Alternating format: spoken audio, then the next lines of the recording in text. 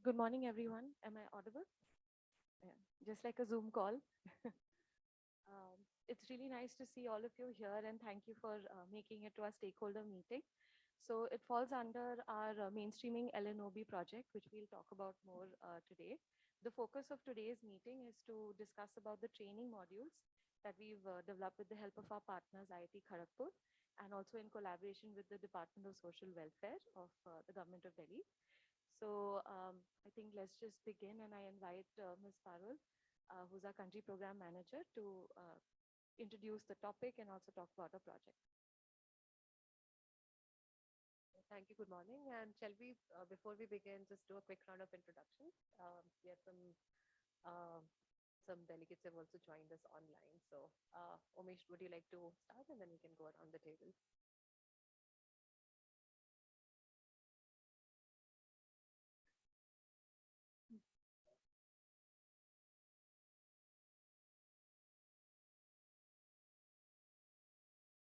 The mics might be.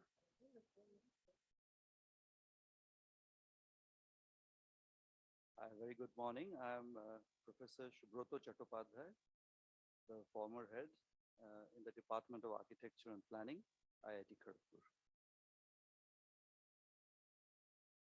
Hello, everyone. I'm Dr. Hoymunti Banerjee. I'm in the Department of Architecture and Regional Planning. I'm an associate professor, and I have been working in the field of inclusive design for last, I think, 13, 14 years.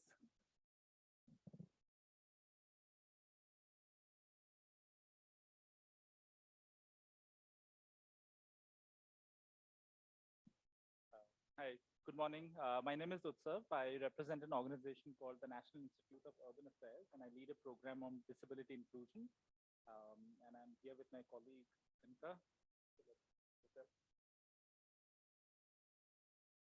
Morning, everyone. I am Kanika Bansal. As Utsav said, I'm part of a program called Building Accessible, Safe, Inclusive Indian Cities. And we have been supporting the Ministry of Housing and Urban Affairs to mainstream the agenda of universal access and inclusion in the urban discourse. Thank you. Good morning, everyone. My name is Aarti Thakur, and I'm the Disability Rights Officer at UN Resident Coordinator's Office in India.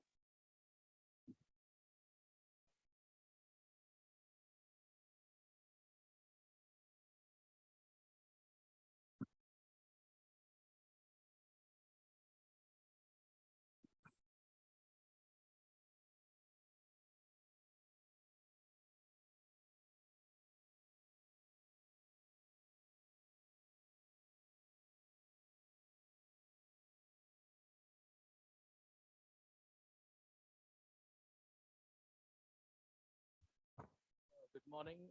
Myself, Jogesh Arora, and I am from UN Habitat, working here as a program specialist, looking after the operations and finance for India in the office. Thank you.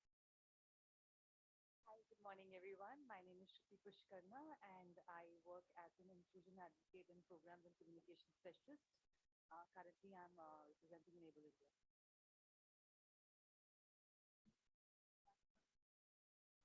I'm representing SWAYAM here today, and we work on looking at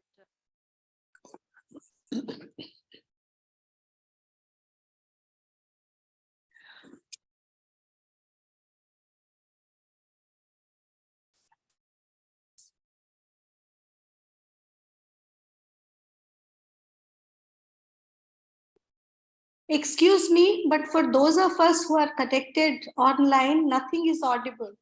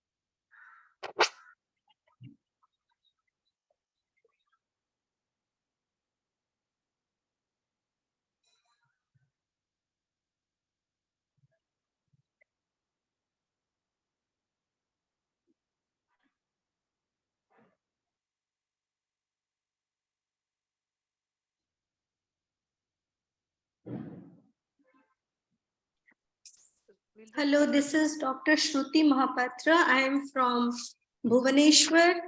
I head a non-profit called as Swabhiman, and Swabhiman has been working in inclusive education and in advocacy, research, and networking since the past 22 plus years. Thank you.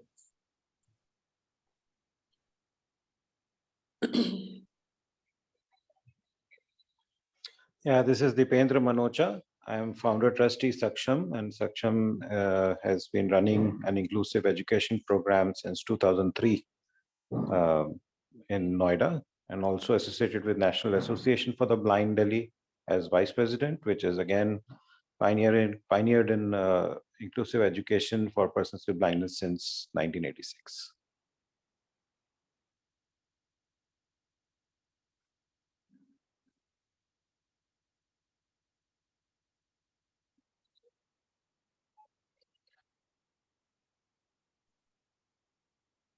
Hi, this is Subhash Vashist. I'm the director for Center for Accessibility in Built Environment. We're focusing on accessibility, we're involved in standardization initiatives in built environment. Thank you. I'm Mary Barua. I'm from Action for Autism in Delhi. We work in supporting schools as well as teachers. We work with schools and teachers in supporting children with neurodivergence in regular schools. Yeah, good morning. This is Dr. Gaurav Reheja, currently heading the Department of Architecture and Planning at IIT Roorkee, and also the founder of Laboratory of Inclusive Design. Thank you.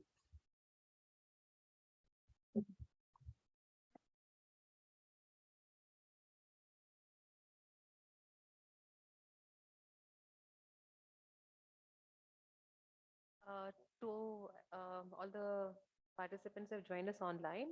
Am I audible now?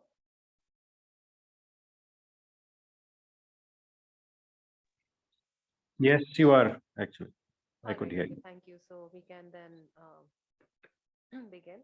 So thank you so much for joining us this morning. And I'll take just a few minutes to lay out the broader picture under which we are doing this stakeholder consultation. Uh, we had with UNRC's office and also with NIUA, we have been working on looking at how to enhance accessibility uh, broadly within the urban space.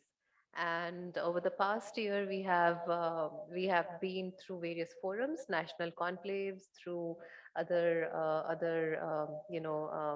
both advocacy work, through policy work, and through program work, showcasing the importance of disability inclusion um, to various stakeholders, and quite successfully have been able to engage both the ministry, urban ministry at the highest level, but then also the success has been in bringing together a group of stakeholders like we have here today on smaller and larger platforms.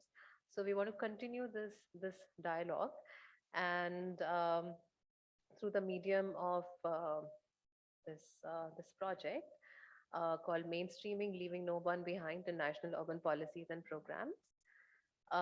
The objective of this is to look at how national governments, but then also the urban local bodies, um, can include accessibility inclusion in their every day-to-day work. Um, this overall program is a regional program where we have also implementing this in Nepal, Sri Lanka, and Bangladesh, and including India. And the type of work these countries are doing is quite different. Some focusing on ecotourism, some focusing on accessibility, inclusion, and other aspects of urban sector. And we have through this project aim to create a regional network where these learnings emerging from different cities can be collected and then can also be then widely shared. So this is towards the end of next quarter, the first quarter in 2023. We will be organizing a regional workshop, and just wanted to block your dates, sometime in the month of March and April, where we would again like to bring everybody together to share our learnings and to convene.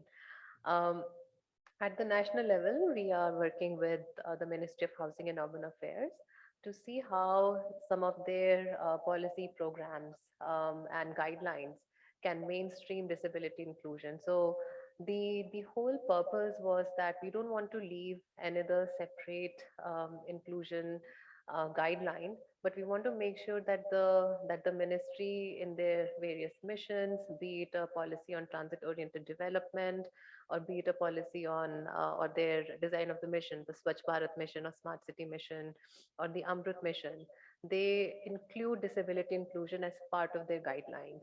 So that's the attempt of truly mainstreaming this important aspect. And at the local level, looking at forging partnerships with cities and seeing where we can now engage in different thematic areas of the urban sector. And today we convene for looking at strengthening inclusion in schools. Um, and we have also want to thank everyone around the table for being very supportive of this process and giving us your time generously. UNRCO's office, all the UN agencies, and all the stakeholders, research institutions that have been giving us their time through this process. Um, some things that we have already done, and a lot of you were already part of it, is we have looked at doing city-based capacity building workshops around WASH, gender inclusion, education. And we would like to also continue to look at collaborations with different entities, with projects that you are doing, where we can take this more locally to the ground. We are also looking at developing some digital toolkits, and a few of these are already done and launched. The e-learning toolkits on disability, inclusive, accessible, resilient urban spaces, policy brief on gender disability inclusion, and also, good morning.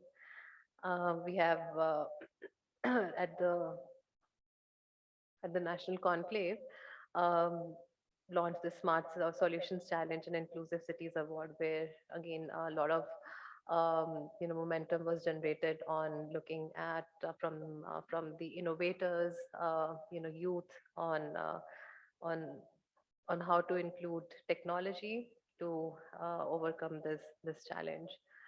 Um, so I'll just skip this bit.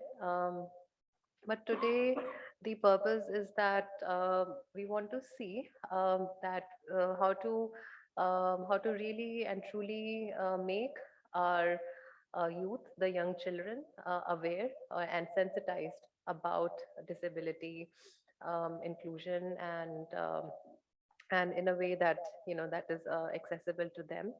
How to make the caretakers, the parents, the staff also sensitize and to generate awareness in their day-to-day interaction with the children, with their environment, and to provide them certain training tools through which they can actually see how well the environment in the school compound is responding to the needs of persons with disability.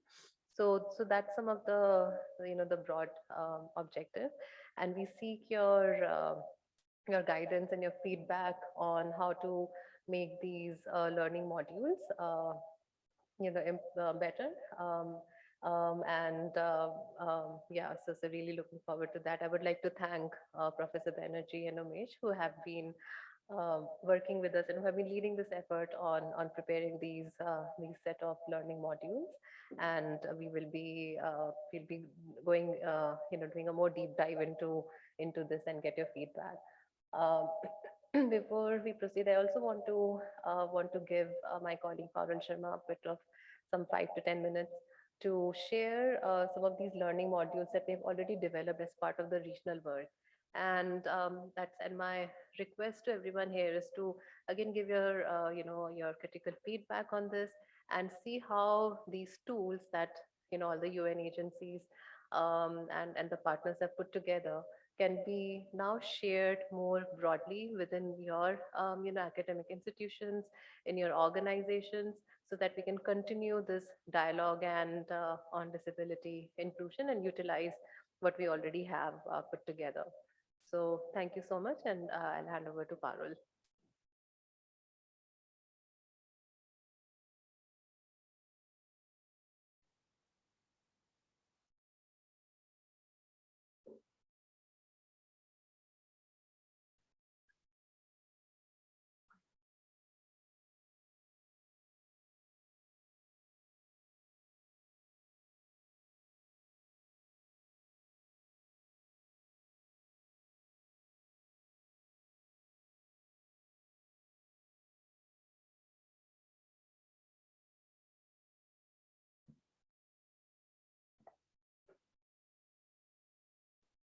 Good morning, everyone. So as my colleague Parul has anyway, as my colleague Parul has apprised you about the project details, mainstreaming leaving no one behind in national urban policies and program.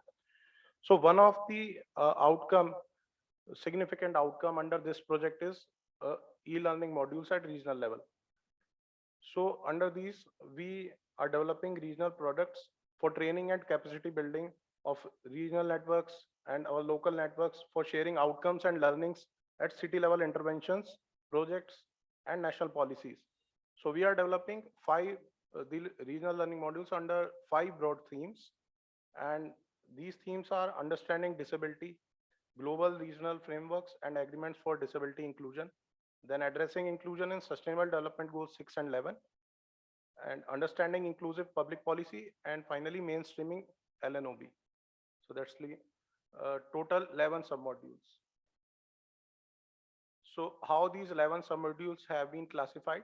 So under module 1, understanding disability, we have understanding disability and its aspects, then addressing challenges and barriers through disability inclusive development, and models of approaching disability and their implications.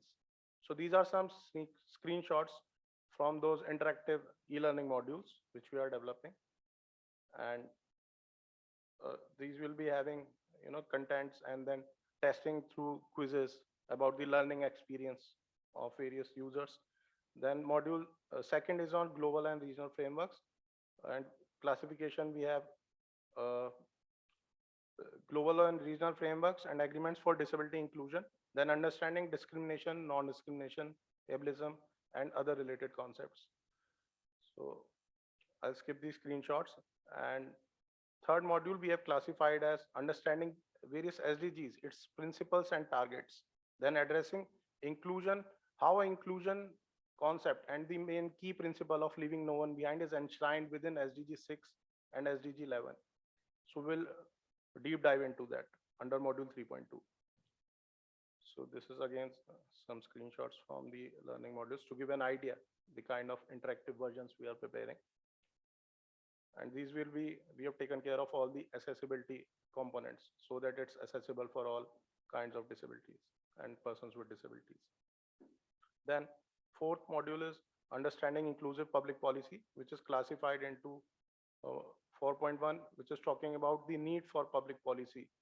And module 4.2 talks more about understanding disability and how inclusive public policy can be related with development and deal with the various intricacies involved when it comes to disability inclusive urban development. So coming to mainstreaming LNOB, our final broad theme, which has been classified into aspects of mainstreaming leaving no one behind and various strategic interventions that could be taken in various national urban policies and programs. And module 5.2 talks about enablers for mainstreaming LNOB in these national urban policies and programs. So why we are here today? The main purpose of having this stakeholder meeting is that because we need your engagement to help us in sharing knowledge products with various partners and collaborators. We also need you to help us in engaging with more collaborations between various governments for inter-regional capacity building and training of urban practitioners within the country, and reach out to various experts who are working in this sector.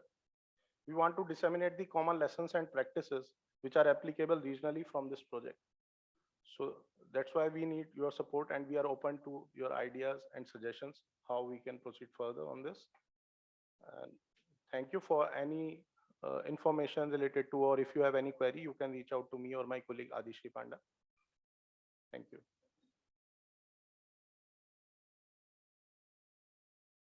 So I will invite Professor Hemanti Banerjee now to discuss about the training modules we are preparing for the Government of Delhi. Thank you, Professor Hemanti.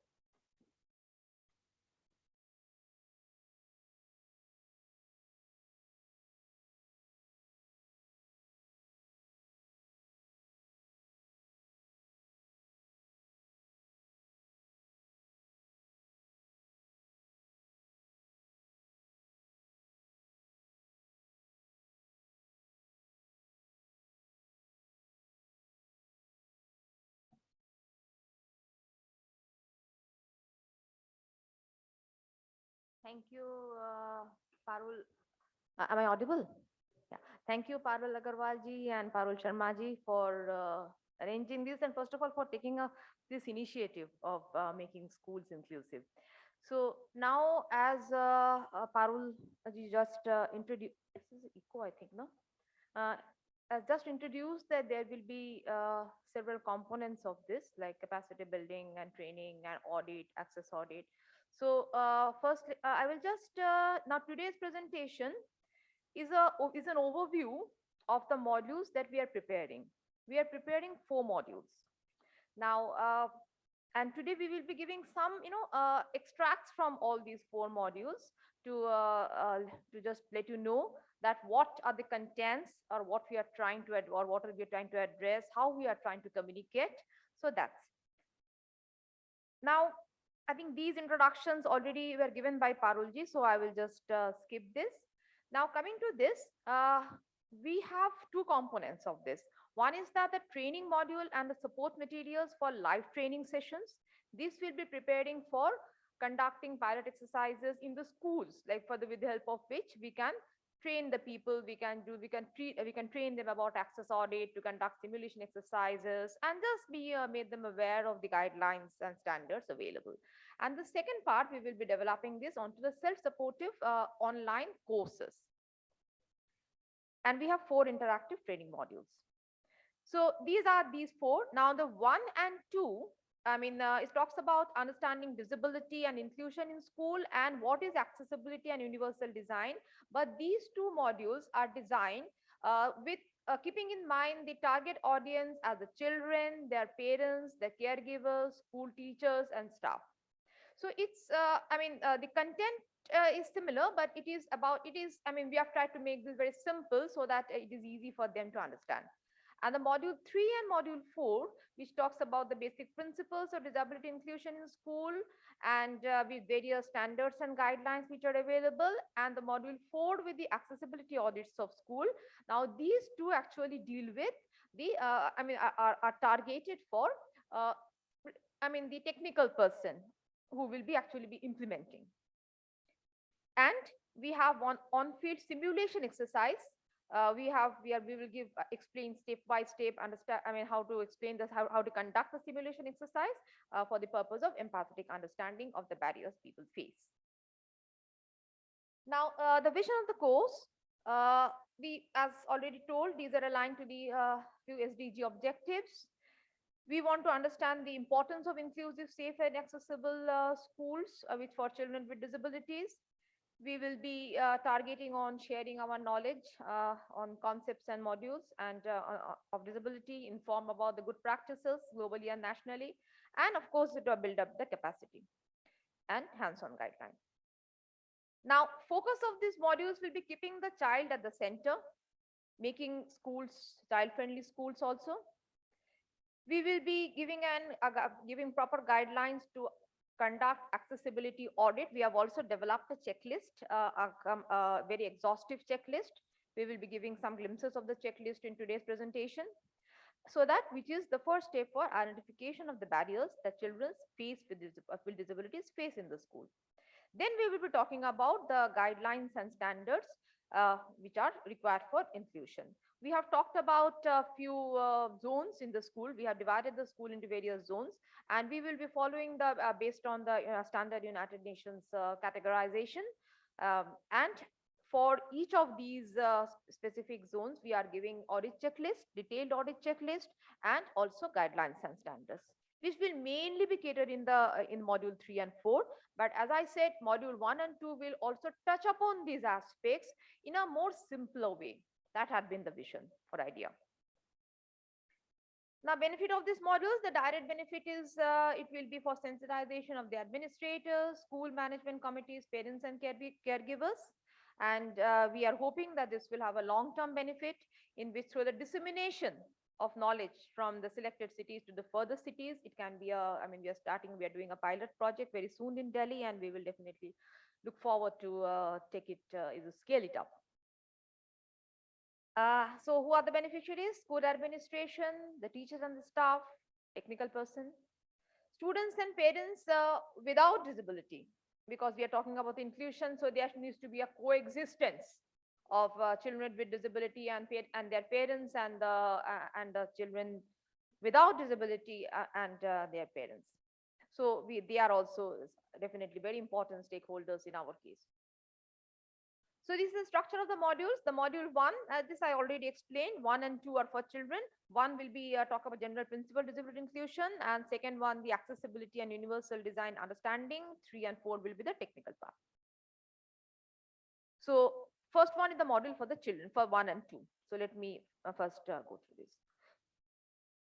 So these will have 4 sections: understanding disability in their own way, to make people aware of the challenges faced by children with disabilities, the do's and don'ts, and just to make them understand what my school needs to have.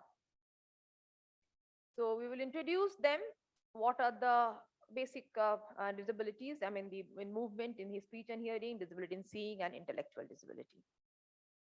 And how do we identify someone is disabled or not? Then coming to the very important part, that is the challenges which are faced by children with disability, like disability in participating in school activities, inability to play with others, inability in seeing blackboard and reading a book, difficulty in coming to school every day, because disability is not only within this, I mean the barriers are not only just within the school but also beyond. Though we are not focusing on these, but a few things, few related things, that's just outside the school, crossing the road just outside the school. So these are certain related. I mean, these two are two sketches, like in the previous, my colleagues from NIUA would know this. Like these are some of the, we had launched a competition for school children to understand their perception on inclusivity. So with permission from them, we have used some of these sketches which have been made by the children, and their names are included here. Now, we will tell them that there is a act called Right to Person with Disability, RPWD Act 2016, though not getting into much details of this, but just for their awareness, we will tell them. Then we will tell them the two basic concept: medical model and social model.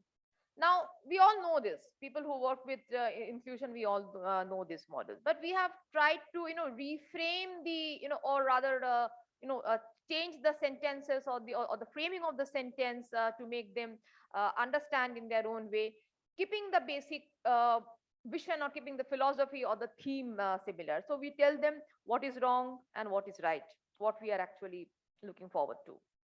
Like, disability is not is a problem with your friend, but disability is a problem with the environment and not with your friend. The needs of a child with disability is like that of a patient who needs constant care and treatment. The needs of a child with disability is not like that of a patient. So we just try to reframe the sentences to make it more comprehensible. Then we tell them the importance of inclusive design.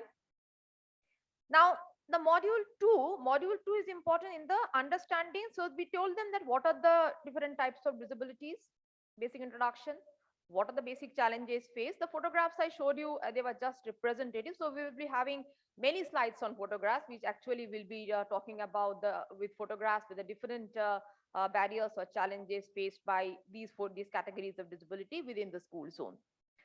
Now coming to the module 2, which is talks about accessibility, barriers to access, and explains what is universal design and again how to make the school accessible. So we will tell them that accessibility, the principle of accessibility, the multi-layered, multi-dimensional, and multi-contextual concept of disability, and like inclusion is required just for their general understanding because they are our future citizens. That a smart city or a city needs to be accessible, safe, and inclusive. The schools needs to be inclusive. The library needs to be inclusive. The transportation system needs to be inclusive. So just we introduce with them before we get into the exactly the school level barriers and challenges. We'll tell them that accessibility is not merely a physical attribute because the purpose of this module is sensitization. We want to catch them young and to also make them aware and sensitive about the barriers that some people as their friends are facing. So we'll tell them that there is a support component, the social support, and which is absolutely essential for inclusion. These are the components of accessible city we will very briefly introduce. We'll expose them to the AIC, Accessible India campaign, or Sugamya Bharat Abhiyan, which is a very important milestone event in this. And we'll tell them that the three pillars under this: built environment accessibility, transport system accessibility, and ICT or ecosystem accessibility. So they are just aware of it, not getting into much detail. Then we will tell them that we have to identify the barriers of accessibility under these. We'll tell them, I think that since there will be a mix of children, so some of the senior children might appreciate this, that the 7 universal design principles. So, and these are just some representative photographs. We will try to include more photographs to explain that what is meant by these, what is actually the message is being communicated by these 7 principles. We'll definitely talk about the UDIP, Universal Design India Principles, which was developed in 2011, and 9 of us were working together. I myself was there. Dr. Raheja, he was also there in this. And we'll talk about this why it is special, because it deals with the it is respect for Indian ethos. It pays importance to the cultural aspects, to affordability.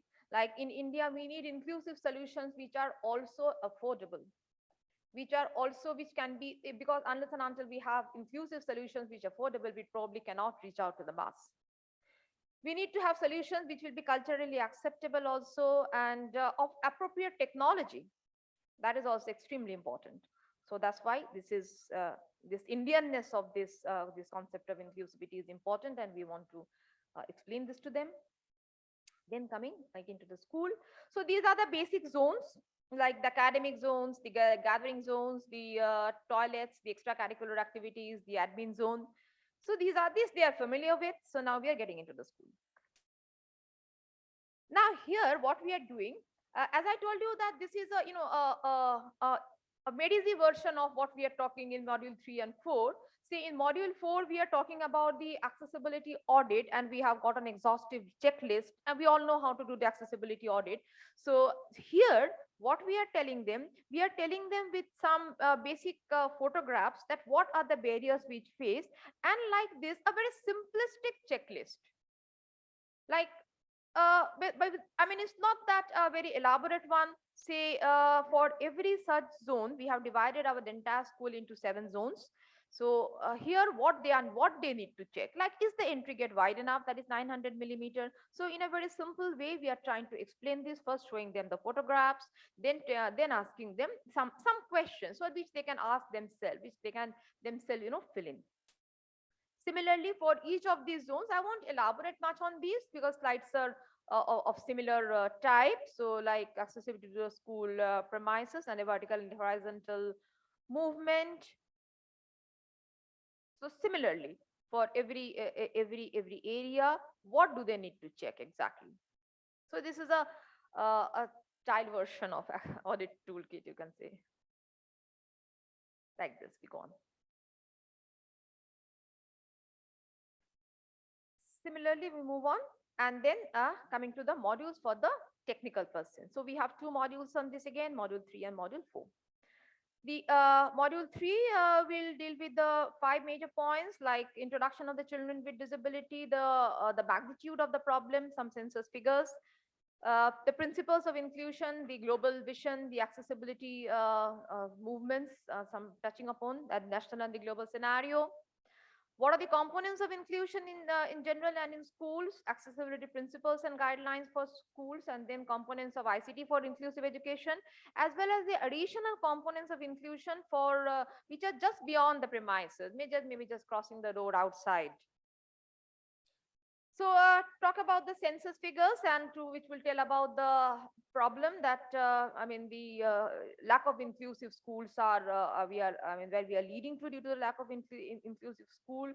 Talking about the low attendance and the percentage of children in the school going age group. We'll talk about the 4 major barriers to inclusion: the physical barriers, the communication and the sensory barriers, the attitudinal and the social barriers where there is a lack of maybe acceptance or a cultural barrier, lack of acceptance of the children with disability in general schools, the stigmatization and sometimes overprotection. So some of these attitudinal and social barriers, which I think we must highlight on, because physical barriers and we are kind of more familiar with because they are more tangible and visible. Institutional barriers, like lack of clear policies and strategies, which includes everything. I mean, the additional support, the SEN, the special education need, the schools need to administer to for proper inclusion of children with special needs, CWSN. Just touching upon the global principle like the CRC, Convention on the Rights of the Child, and the various articles. I mean, the national scenario of the RTE Act, Right to Education Act, the RPWD Act, which highlights on the need for inclusion and reservation, and the NEP, which very clearly suggests that promote an educational system designed for children with and without disabilities in the same classroom. So these are the national scenario. Guidelines and all we are not including elaborately in the modules, but we will be providing them the links. So we'll start with the because these are technical person, and inclusion or leaving no one behind is a topic which is much discussed nowadays. So many of them probably would be aware of the need for inclusion at city level, and so we'll just talk about the various components of inclusion at city level, transportation, parking, and the other public spaces. And then come to the components of inclusion in school. Here we have identified these components: accessible entry. We have referred to several guidelines here. We have referred to accessible from the accessible guideline on the schools and UNICEF. We have referred to harmonized guideline, and we have referred to a document on called the CFS, or the Child Friendly School, again by United Nations. So based on this, we have come with these 7 components. First one being the accessible. Now these are the components which we are keeping same across the modules. Like whether we are kind of elaborating on the checklist or the accessibility or the checklist, or we are talking about the guidelines, or we are referring to these: accessibility entry and school premises, accessible vertical and horizontal movement, accessible wash and other facilities, accessible exit and wayfinding, accessible communication, accessible academic and allied spaces, including classrooms, libraries, laboratories, accessible activity spaces like the play areas, the hobby rooms, computer rooms, etc. So if these be the basic components, now next few slides will give glimpses of what we are much elaborating in the module 3 and 4. Like for each of these components, we will be giving the basic some guidelines, we have referred to harmonized guidelines wherever necessary, and other similar standards with photographs. We will be trying to make it more photograph heavy and for better understanding. So like this, we continue with all of these 7 components.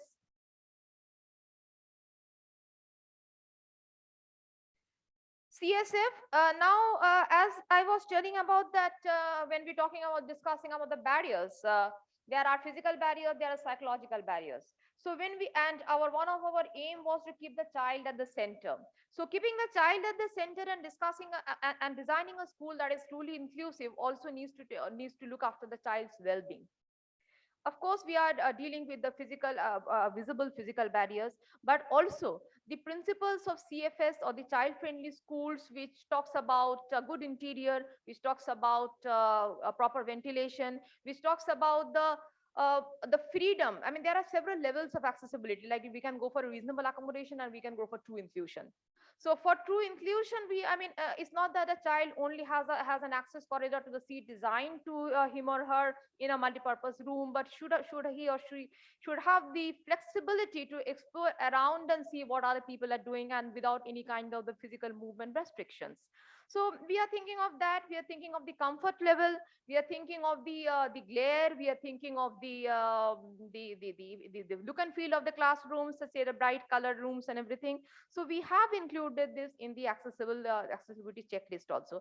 I agree that some of the components might be more, I would say more, I would not like to use the term important, more relevant or I don't know what, should be on the more higher on the priority scale. But these components are absolutely important for the well-being of the children. The zoning of the classrooms. What are the components that we have following the CFS? Like we have the motor skill zone, we have the play zone, we have the art and craft zone, we have the quiet zone. Supervision, because supervision is particularly important when we are talking of the inclusion or CWSN, that is the SN SEN that I was calling the special education need, for which communication and interaction and supervision is a very important component.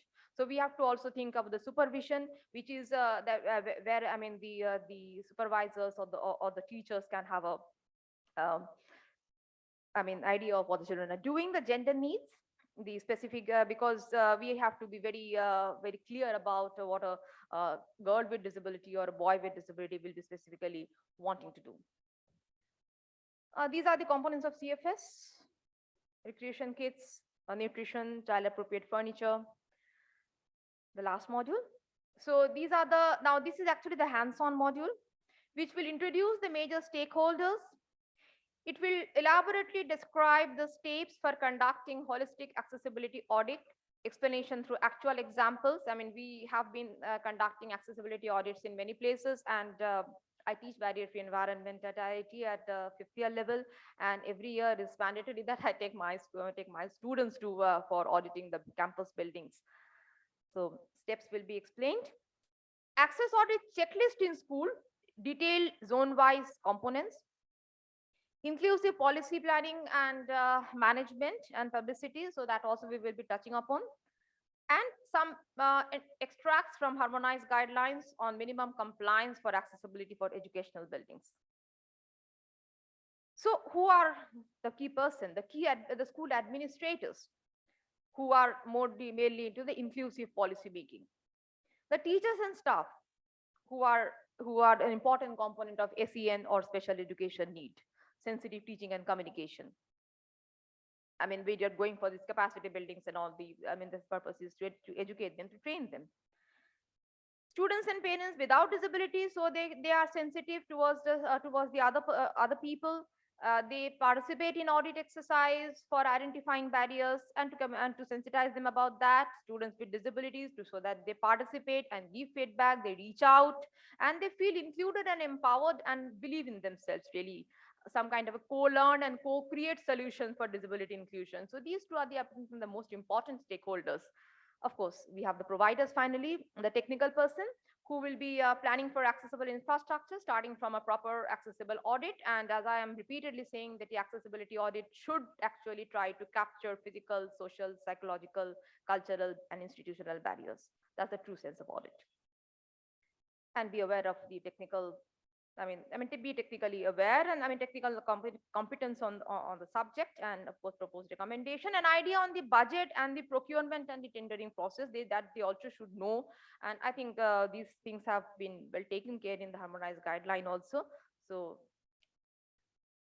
Yes. Now these are the steps for inclusion. This we will be explaining through elaborate photographs like step 1, stakeholder meeting, sharing architectural drawings, visualizing the building with visual images, reconnaissance survey, detailed audit by dividing the entire audit team into groups, accessibility, the findings and discussion, and then coming up with the recommendation and implementation strategy and phasing and prioritizing. Now, the checklist that we have, I mean, we are developing this, and I think yesterday or day before yesterday also we were discussing this with the Parulji's and Rishi that we are currently going for a 5-point checklist in which it will be qualitative, and for the time being we have followed the one which has been suggested in the harmonized guideline. Because it cannot be just 1 and 0, we thought that there are several layers of accessibility, various shades, so we must make it a bit subjective. Now, access audit checklist in school buildings. So these are the components that we are having.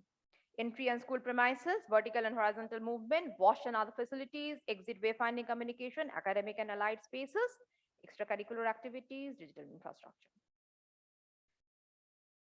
Just to show that how we are explaining, but we will definitely be having in detail, every step will be detailed out. These are my students doing. And then how we can actually compile the audit findings and come up with recommendations and just actually create 3-dimensional models to show how the final structure will look like. Guidelines. Now then coming in for everything, we will have these are the sub zones for your understanding. Like I'll just pause here for a while because this is self-explanatory. Like all these 7, what are the particular sub components within these components that we are considering. And last, the digital infrastructure is an overarching principle to be observed in all places. It will include accessible technologies for enhancing the learning accessibility in classrooms. And other than that, here, and maybe what I was saying, the CFS component, the child-friendly school component. So when we are talking about the classrooms, when we are talking about the libraries, we are including those additional, those slightly intangible components of well-being also in the audit. Managing inclusivity, that we are giving some, because as we have said that we have many stakeholders, though the technical person actually will be providing the accessible infrastructure, but the principal of the school or the manager or the management body, the teacher, I mean, how they can continue how they can contribute in the process. Like say having an access team in the school, management of built environmental services and assets. We are having creating us infrastructure is one thing and maintaining is another thing. Information and publicity through their websites, the proper communication of the available infrastructure or the available accessible infrastructure, the service delivery through the trained staff. That's it. I'm coming to the end of it. So we will be giving explaining in detail the simulation exercise guidelines, that what is the need for the simulation exercise, that is like role playing kind of thing where we actually the team members actually participate in the process and they try to understand that how exactly it feels. So in the pilot exercise that we will be conducting very soon, we plan to conduct a simulation exercise.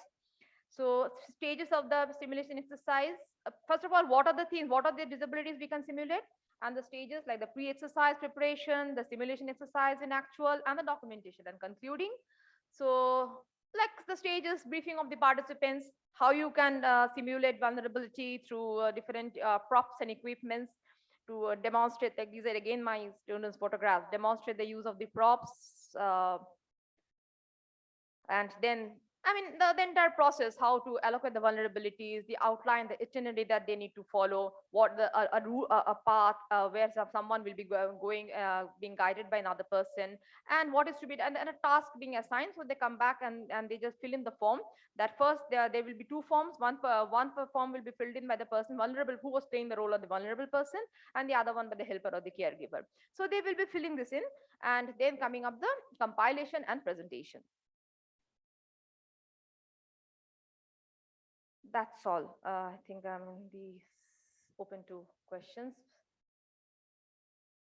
Adishi, if you can take it over, or Yeah, no, thank you so much, Professor Banerjee. And as you may have gotten a sense that this half an hour does not do justice to all the work that Professor Banerjee and Umesh have put into these modules. They definitely go into a lot more detail, but we wanted to just give you a flavor and an overview of what is it that we are covering under each of these modules, and who the stakeholders are in um, with the goal of one, building awareness and sensitization, and then second, to also make sure that any sort of infrastructure investments, retrofitting that is being done can be made inclusive.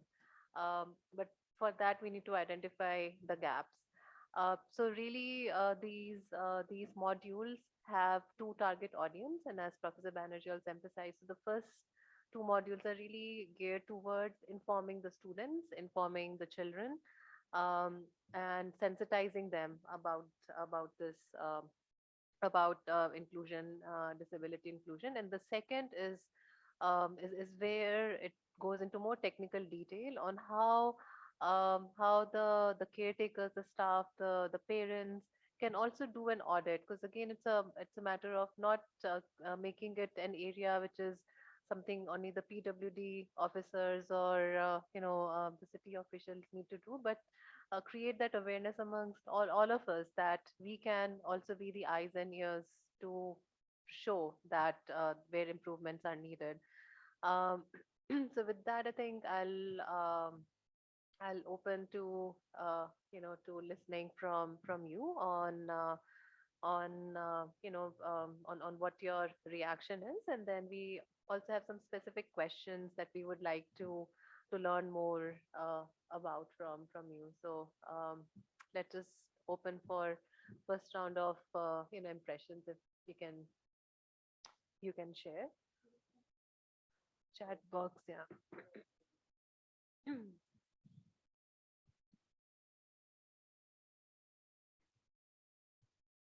you very much. Say this. One thing I have, like, before joining WHO, I was in Kerala looking after the Social Security Mission and State Initiative on Disabilities. One thing we usually face when it comes to accessibility and accessibility audit is that um, the accessibility audit, though it looks primarily on our, we feel that it primarily looks at the locomotor disability or mobility disability.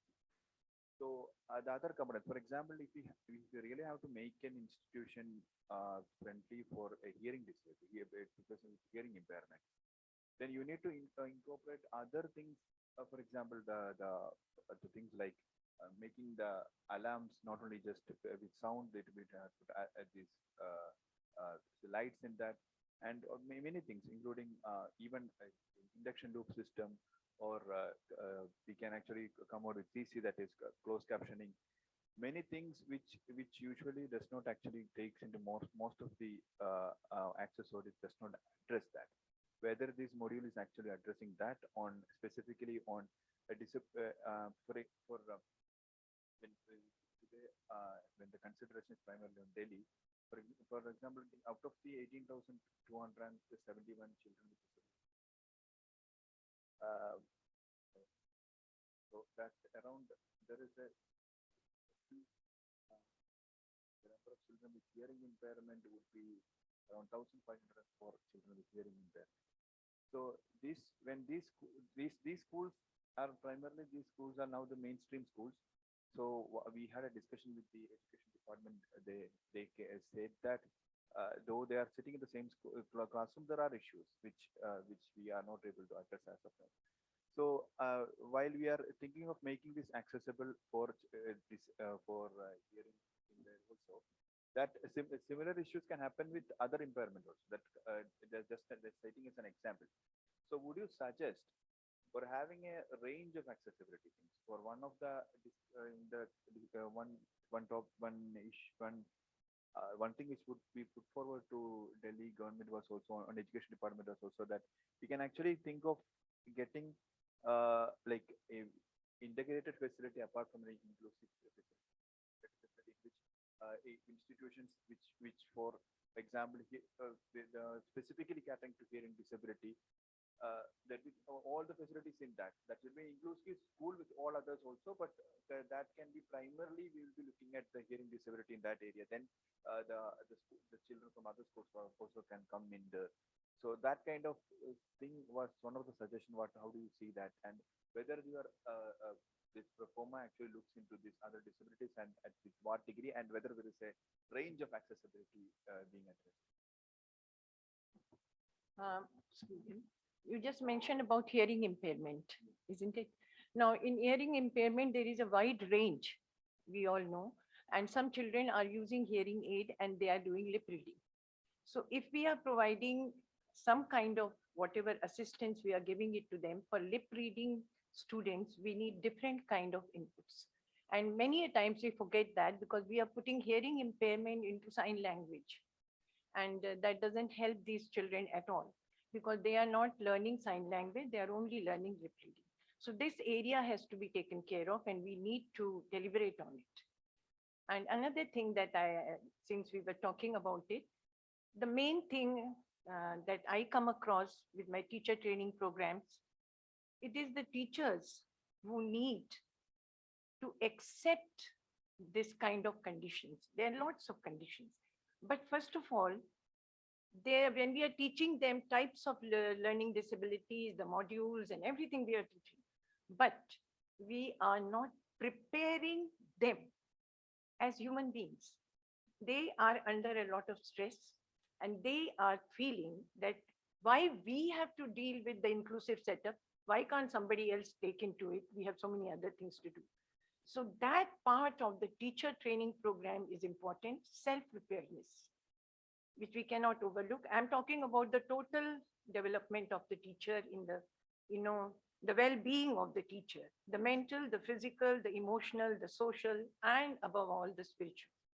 Because the person, the teacher has to be in a mindset where she's able to not only deal with the kind of things she has to deal with, she has to first deal with it herself.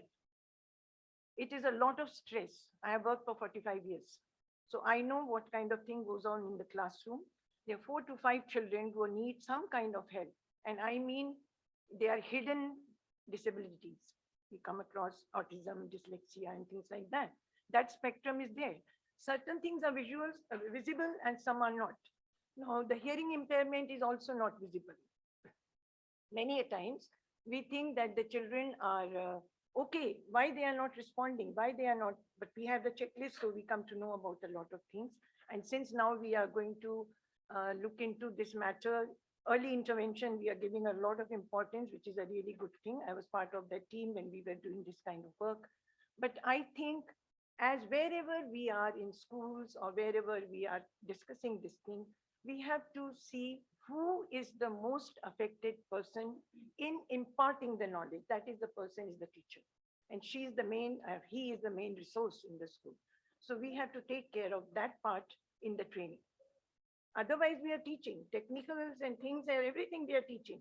But how is that person going to make herself into a good teacher and in an inclusive setup?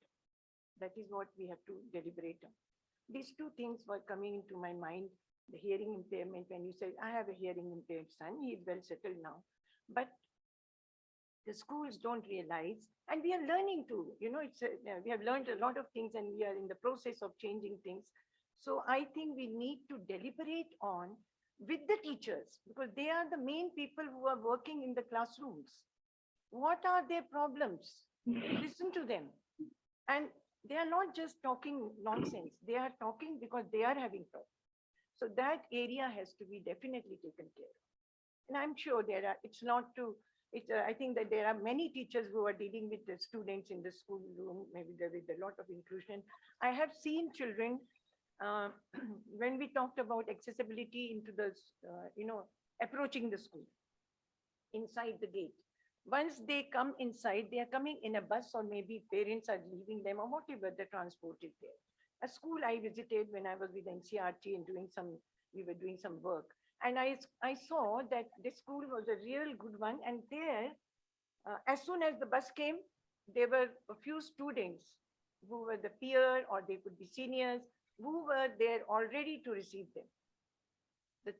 How they are going to get out of the bus, how they will be taken to the classroom. This is something that is a very important inclusion in the school of the other students, like we were talking about, who are not disabled. And there are many of them.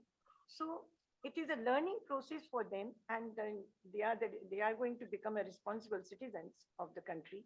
So they have to know that this kind of people are also there and they are not useless. And we have to be with them. We have to be with them and work with them, and both can become better as human beings. That's also very important. Thank you. I think I spoke a lot too much. Thank you. So this is Dipendra Manocha. Can I intervene? Yeah, please. Sorry. So just wanted to check up the what I've just heard about this. There's a lot of inputs on the access audit and the provisions. And we have divided things based on spaces. Now, obviously, the accessibility when it comes to sensory impairment is more about services. So, are we looking at all these? Are we saying, because it seems that there are going to be a lot more modules which will be required to cover that gamut of services? Because when I say that, for me, more important is accessible teaching, accessible sports, accessible examinations, which are not spaces, it's services, it's actual activity. And second part is that so where are we like teaching mathematics now? That is a very specific task to for doing it for persons with blindness. Now, how do we deal with that? In which module will we cover it? Is the one issue. And the second observation was that in the objective, you said that a lot of this is going for teachers, students, they all need to know all this, they all need to learn, and they need to go through this course. And we are teaching them how to conduct access audits, etc. But I was just thinking, who's going to do access audit and who's going to implement the things in the in the construction? I mean, who's going to actually make those changes in the thing, and who's actually involved in doing the access audit? Are students of the school and teachers actually involved in doing access audits, or they need to know the meaning of the features that are already built in? So, I mean, I was just seeing a gap that if we are saying teachers need to know how to do access audit, but end of the day, I think it's a different team or architects who are basically involved in modifying the structure of the building and make it inclusive. So what is the connectivity between that, basically? So these are two inputs. Thank you for pointing this out. Now, I think I'll answer your last question first, that who is going to do the access audit. Now, definitely accessibility audit.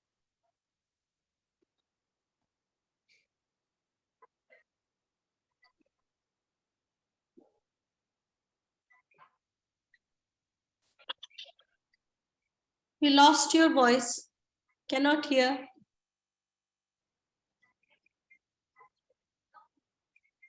Am I audible now?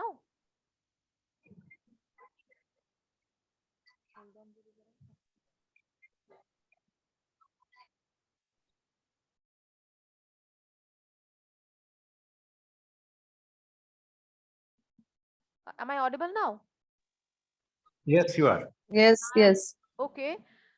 Okay, okay, I'll answer your last question first, that accessibility audit is definitely to be done by a technical person like architects and engineers who are trained in the same. But the students and the teachers, why we want them to be aware of the accessibility audit, they should be able to, understand the barriers, that there is a need for a proper audit.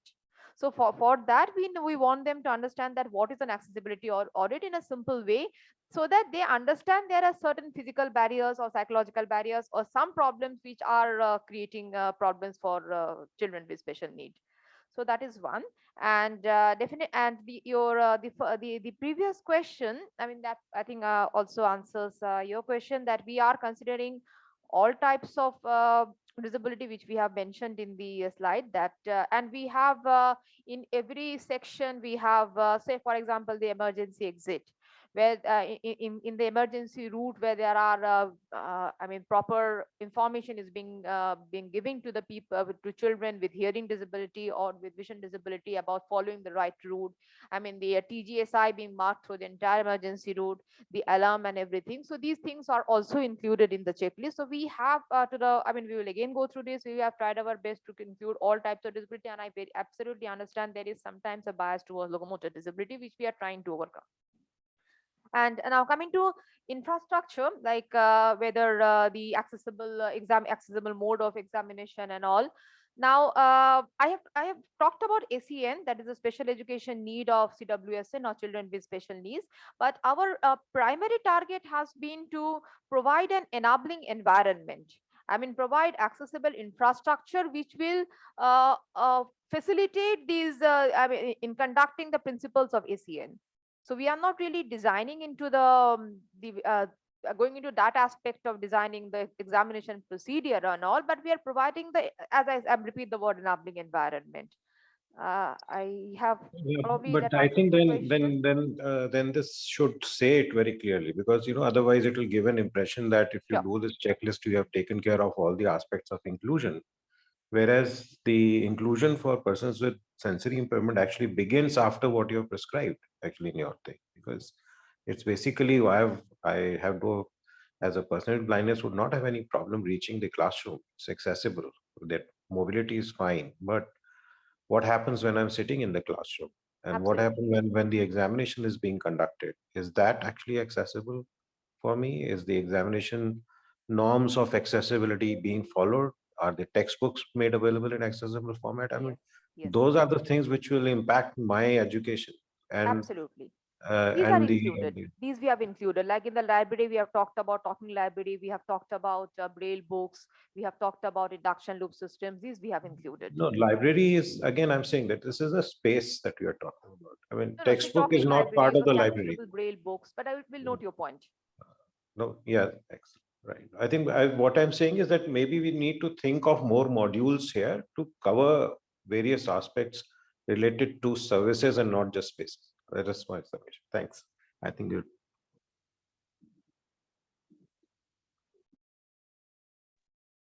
Hi, can I come in? This is Subhash Vasist. Yes, please, Mr. I'm audible? Yes, okay. See, first of all, thank you so much to the team for bringing out this wonderful module. I think a lot of work is done, and I can imagine how much effort has gone into it. So congratulations on this. The suggestions that I have is probably accessible transport somewhere is very crucial for many children to reach to school. So, and that's usually missing in all the discourses that we have. I mean, talk of public transportation, but not the accessible transportation to school, and how it is made inclusive. So that's something perhaps I thought it could be incorporated, maybe guidelines or details be given on that. A second is, we have talked of accessibility, but the number of students in a class are probably are missed out. There are standards on it, that how many children versus teacher ratio will be there, but we see in the schools there is literally no space and no time for that accessibility that a child needs. Though we're talking of child in the focus in the whole planning, but there's so many number of children that is literally not possible. So accessibility becomes very difficult. Maybe we may consider the teacher-child ratio also as a part of accessibility, because that would also decide whether the actual accessibility, built environment accessibility that we're providing is useful. Because otherwise, I've seen accessible doors, accessible rooms, but the entire rooms and doors are crammed up because of number of children, more number of children in the schools. Third important point that I thought was, we discussed this while preparing the UGC guideline. Professor Gaurav is here, and Manager Sahib is also here from that team, the assessment of the needs of children is something of first basic step. I understand this might be part of service or part of what the child's needs are, so that the school can actually plan the services accordingly. So that's one area. Perhaps assessment could also be of needs of each child could be also brought in. And the last point that I right now I have is we are including children and teachers and everyone in the audit process. How much say will they have when this audit is being implemented? Because I've seen when we do the audits, the parents department that are occupying the buildings have no say. I'm sure Professor Gaurav will vouch to it, how much say the department has, his department or he has, when construction happens in the IIT. I mean, this is just one example. So if that could also be somehow, I don't know how it could be linked, but we could think about it. Thank you so much. That's for now.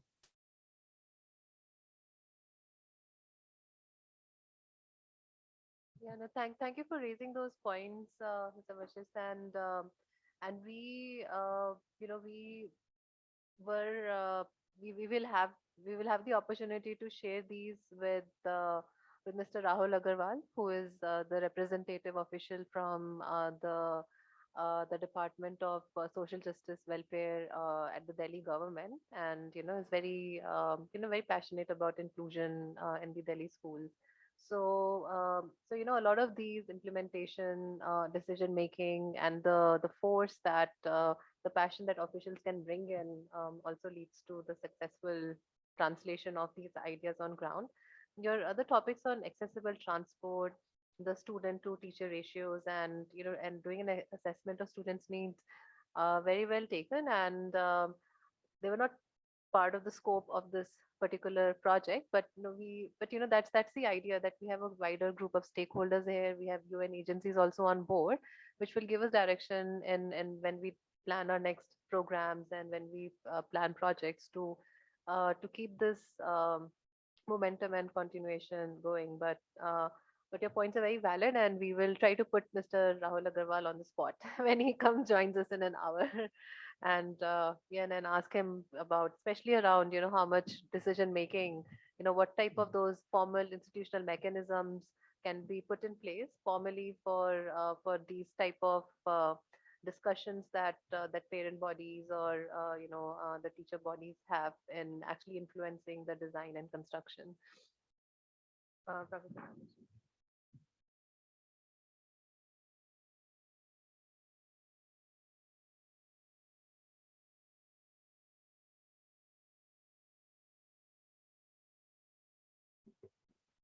Good morning, everyone. I'm Dr. Bharti from CIT NCERT. I have spent around 20 years and more in the area of disability inclusion. And I couldn't agree more with Dr. Manocha and Shrutiji and Saurabhji, who has joined us online, regarding the focus of this entire module. So after listening to the presentation and the deliberation so far, it has come to the awareness that the focus is only on the making infrastructure accessible. And when we talk about making infrastructure accessible, as Dr. Manocha has rightly pointed out, we are focusing on making the spaces, the physical spaces, accessible. This is point number one. No harm in doing that. That's a good beginning. But when we are talking about attitudinal barriers, there is an echo.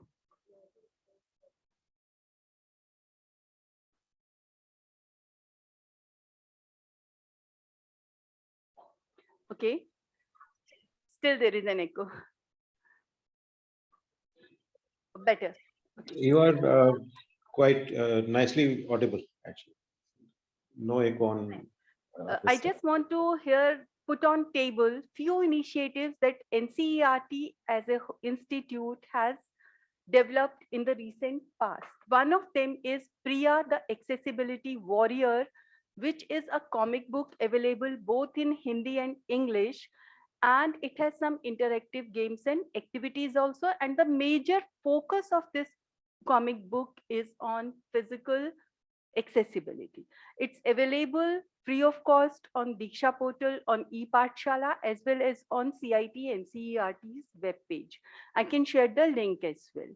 So this is first initiative that may be quite appropriate because it gives focus and easy reading material as you are also trying to develop. So this can be included as an annex or whatever way the team feels.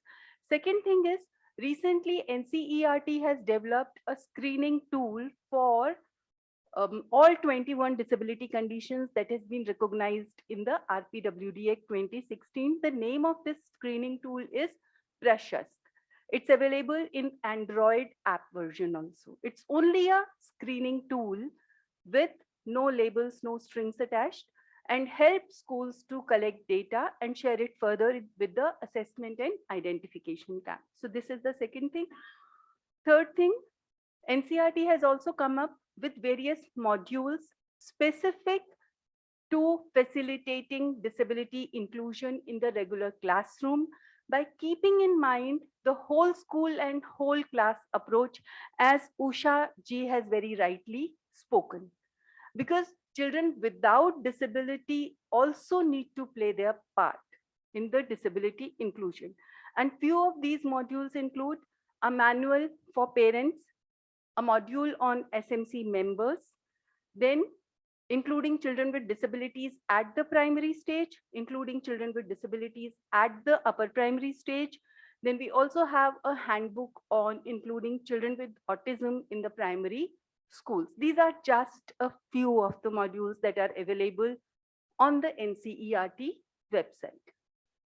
Apart from this, since the focus is on the infrastructure barrier, making it comfortable, and on CFS child-friendly schools, so there are Public Works Department guidelines available for building and functional spaces that can also be looked upon. They can act as standards or golden rules. And yes, the focus should be on learning needs instead of disability labels. And whole school approach needs to be taken. And then in addition to all these, if we are focusing also on the content and the classroom accessibility and processes within the classrooms, then digital learning content is going to play a lot of importance here. And for this also some guidelines for development of e-content and how to make it accessible is also available, and it has been developed and available on MOE's website also. So thank you very much. So any reaction, Professor Banerjee? I just have a suggestion, if it's okay. This is Anil Joshi. Since it's an excellent framework and guidelines. So when it comes to the proposed pilot studies in Delhi government, possibly as suggested by ma'am, it could be a good idea to understand the willingness of the schools to accept the inclusivity and accessibility concept first and shortlist amongst them as to who all are really wanting to take it forward. Because see, we need to consider two dimensions: types of disabilities and the number of classes in a school. So just try to imagine per class in a classroom of maybe 30 to 50 or maybe 60 at times, how many types of disabilities are likely to be there, and how the teacher is expected to deal with those different situational requirements when it comes to the actual service delivery. So if these are considered as a precondition and then the pilots are conducted, possibly we could have more effective outcomes, is what is my thought. Thank you. Just taking from what Sir here has mentioned, I think it's a good idea to first map what schools are doing, because I happened to be at Modern School in Barakhamba Road over the summer. We were doing a sports camp for students with disabilities, and they have an infrastructure, sporting infrastructure for that caters to young students with intellectual and physical disabilities. So also just a question for you, is that included in the scope of your manual here? Are you also looking at sporting infrastructure, or is it just educational infrastructure? The sports is part of it. There were seven zones that were mentioned, so which includes both outdoors, so anything within the school compound, plus the access outside it as well, beyond school also. Yes, yes, transportation and yes, roads. Yeah, yeah. So we'll Accessibility itself would mean unconditional, right? yes. So it's not about sports or academics or extracurricular or anything. We are talking about overall openness to accept people, right? Sorry for this intervention. Yes, yes. May I say something? Yes, if we can take in question from online participants. Yeah, chat. Yes, Professor Raija, did you want to? Yeah. Good morning, everyone, and I hope I am audible. Yes. Yeah. So first of all, warm compliments to everyone in the team for putting up this very nice subject on inclusivity for the school systems, because I think I would add a phrase here: if at all any good transformation we have to bring in the nationwide exposure, it should be catch them young, I would say youngest. So it would be rather from the kindergarten and not just from the upper levels, where if nature of inclusion is visible, I think it already starts moving on. Many students that we interact higher education also, when we ask them, did you ever had any classmate who was a child with disability, most often the answer is no. So I think going forward in terms of the modules that have been already addressed, I think at least if something could be introduced is that the total cycle of inclusion does require to understand for any education system steps from home to school and within school and then school to home to make it complete. And then yes, purview of this particular module, we are focusing only on the infrastructure internally. The second dimension, which, because I know transportation is a separate sector, but it's a very critical sector already pointed out by Subhashji. The second dimension, I think already sports has also been discussed, but I think an important thing would be about maybe it's already included in the module. I'm just reiterating that mapping the stakeholders who are involved in the whole process of education, because and if we are there, one is the senior dimension of the administration who build the policies internally for the school. And the second is the infrastructure division, which is either the estate of the school looks after maintenance and upkeep, because accessibility and inclusion is not a static dimension. It's also an everyday affair. So for example, if there is a inclusive washroom or an accessible space, how well it is kept is also a part where the sanitation worker or the local lower level staff comes into picture. And the third is the sensitization of teachers about the role of accessible classrooms, because they are the bigger managers of that level. Now, this is the second dimension. The third dimension is about, the interiors, where I would say the illumination level. And I think there is a general understanding that acoustics is only needed for people who can hear, but rather people with deafness need much more better acoustics of rooms. And because the entire idea of schooling is about learning by either listening or visual. So I think that acoustic dimension must be very critical. And if a sample could be showed, or low-cost measures of making sound absorption materials on walls could become integrational, I think it would actually become inclusive because it adds value to everyone. The fourth dimension, I would say, is the dimension of furniture. We are till date struggling because I don't think we have very good examples of, for example, furniture for people who write with left hands. When you build flap chairs, when you build the tables, the ergonomic dimensions. And one of the reasons where we are lacking is two. One is that we do not have grounded studies of children ergonomics across the country. What works in the population of Delhi may or may not work in Chennai. And you also know there would be some schools where floor level seating could also be there, and also computers are there. So especially desk is a very critical element, because even for wheelchair to adjust with the footrest, and the children wheelchairs are also of a different dimension. Though I know it may not be in the purview of this, but if we can just sensitize that schools should take care to provide customized interventions to children with special needs, because that much care is kind of a support. And I think that does make the inclusivity possible.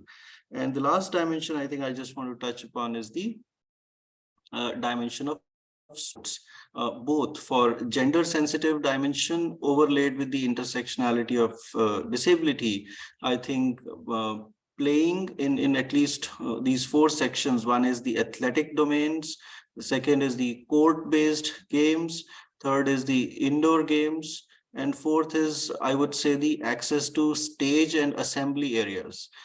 Because when suppose such a child even needs to be honored or wants to make a performance, so I think those assembly areas are very critical, because only when children with disabilities become part of all public functions, inclusivity is celebrated at that level. So I think if that dimension is already taken care of, great enough, but I think I just wanted to point that out.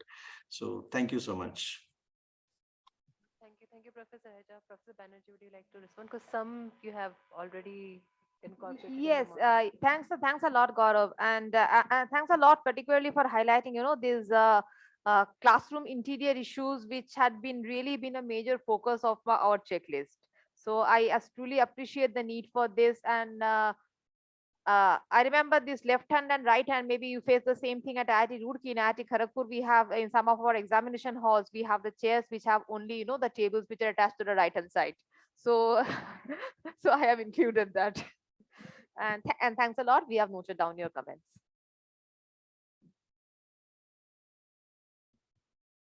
Can I speak? Sure, please. All right. I was just going to mention that accessibility to disability certificates. The schools have no information where the parents have to go. And it has to be in a particular area. So all that information the school must have to get the certificate. I think that's a very big accessibility issue that disabled students are facing. Another thing that comes in mind is that ADHD has not been put into the 21 disabilities, in which kind of group it can be put into. And because I got a student who wanted to make a certificate, he was in class 9, and we didn't know how to approach, whom to approach. So we did talk to the disability commissioner, and they said they are going to get back to us. We are still waiting. So I think we need to again work on that part of it, because it's open. The 21 disabilities are there, but there can be more as we go along. But the grouping sometimes doesn't work out. So ADHD was one of those things that I came across. Thank you. Yeah, very good morning, everybody. So myself, Anubha Singhal, and being an architect and warrior of limb girdle muscular dystrophy, a type of muscular dystrophy, I would like to highlight a few issues that Duchenne muscular dystrophy children and similar conditions like spinal muscular atrophy and cerebral palsy children face. So as you all know that the prevalence of these conditions is quite large in India, and every year more than 7,000 children with Duchenne muscular dystrophy are born. And similarly, it's more for the other diseases that I have quoted. And I agree with all the points that have been raised about transportation issues and everything. But adding on what being an architect also, I would like to here sideline the aspect of accessible infrastructure, but that is something reaching out everywhere and to everyone will take a lot of years. But if we talk about sensitization, that is something that can be more easily implemented at earlier stages. So the issues that people with these severe disabilities face are of caretaking. So the thing is that either the parents have to accompany the children, or and we do a lot of, we work with a lot of muscular dystrophy kids and and the parents, so we do their more counseling sessions and everything. So we hear a lot of issues with the safety, and along with that, that parents always, the best possible thing for them is to the parents to accompany them. They cannot leave their children with anybody else. And definitely there's no provision for caretakers that school provide, either for very high level schools. They are there on chargeable basis, but there has been an observation that even those who can afford these schools don't prefer sending their children out there because of many several issues. So the issue that comes is lot of, in fact, even some, if the child is left to some caretaker, there has been lot of bully issues, and they are like beaten in the toilets and things like that. And it is very regular, it is not rare cases. And again, once we have if the parents have to accompany, then definitely there is opportunity loss for them.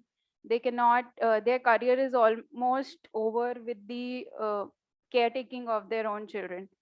So this is a very big issue, and mostly these children, either they keep on changing school because of these issues, or they just leave the schools. So and we have seen that the intellect level of these children has been great. So there is one example I would like to quote. So uh, this child who had Duchenne muscular dystrophy had topped from like starting to the end of 12th standard, and his mother used to only attend the class because it has always been on upper floors. So she used to attend the classes for him, and still he used to top at all the platforms, and many similar cases, and there have been a lot of achievements in that. So the caretaking is something that we can include in policies. And again, I feel that locomotor disabilities are still easy to manage compared to other disabilities, but again, there are thousands of challenges that these children face.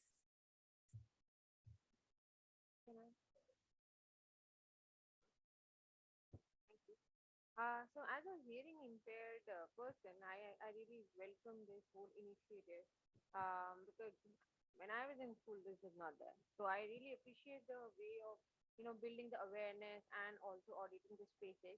But it's a question that, if this particular program also have scope of expanding it to child care centers, because I do believe that, the caretaking responsibilities is huge. Anganwadi, fresh. Childcare centers, the sensitization, we have to build it right from the beginning. And I have seen a few examples where, if we talk about Japan or some of the East Asian countries, where they teach a lot of things at the school level, at a very basic level. How do you behave in a bus, or how do you also in general. But I think the sensitization part, I think we can catch them at a young age. So that's it. So both auditing a public space at child care centers and Anganwadi, and also building that awareness.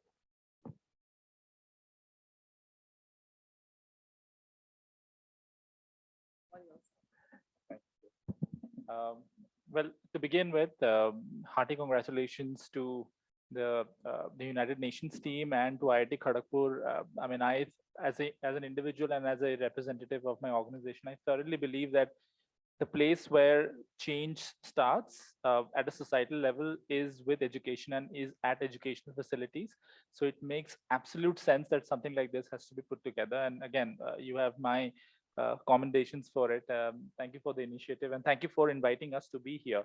I'm not going to say anything more than all the intelligent people have said before. I'd probably consider us to be the least adept to give a comment on this. But a couple of observations that come to mind is, I think what could be done in terms of the narrative that we are building with this initiative is that what it is not. I mean, I think everyone has mentioned what it is not. It's not a revamping of the educational system from a perspective of education. It is a structural revamping of what a school is. So from that point of view, I think if you just visualize school as a node, the node of a system which is representative of the educational system, then what we want is a structural change to the way schools are, which means I think in the end goal in my mind should be that every school in Delhi or every school in India should have some non-negotiables, meaning things that they absolutely should have and things that should be unchangeable in the construct of what a school is, no matter where you go. And again, I think you have made an excellent choice in choosing Delhi, because Delhi, with so much of investment going into education over the years, I think it's a perfect playground for such a project to be tested. Again, I completely agree with Sir over there that maybe a little bit of initial screening could be done in seeing the receptiveness and responsiveness of the schools that are already at a certain baseline level in achieving what you want to achieve. So that's one. The other part is a question that I have for the IIT Kharagpur team is that as far as engaging the children is concerned, are we also thinking of role-playing exercises for children? Because that's really, really important. I think, as you mentioned, Japan does it really well. They teach empathy through role-playing.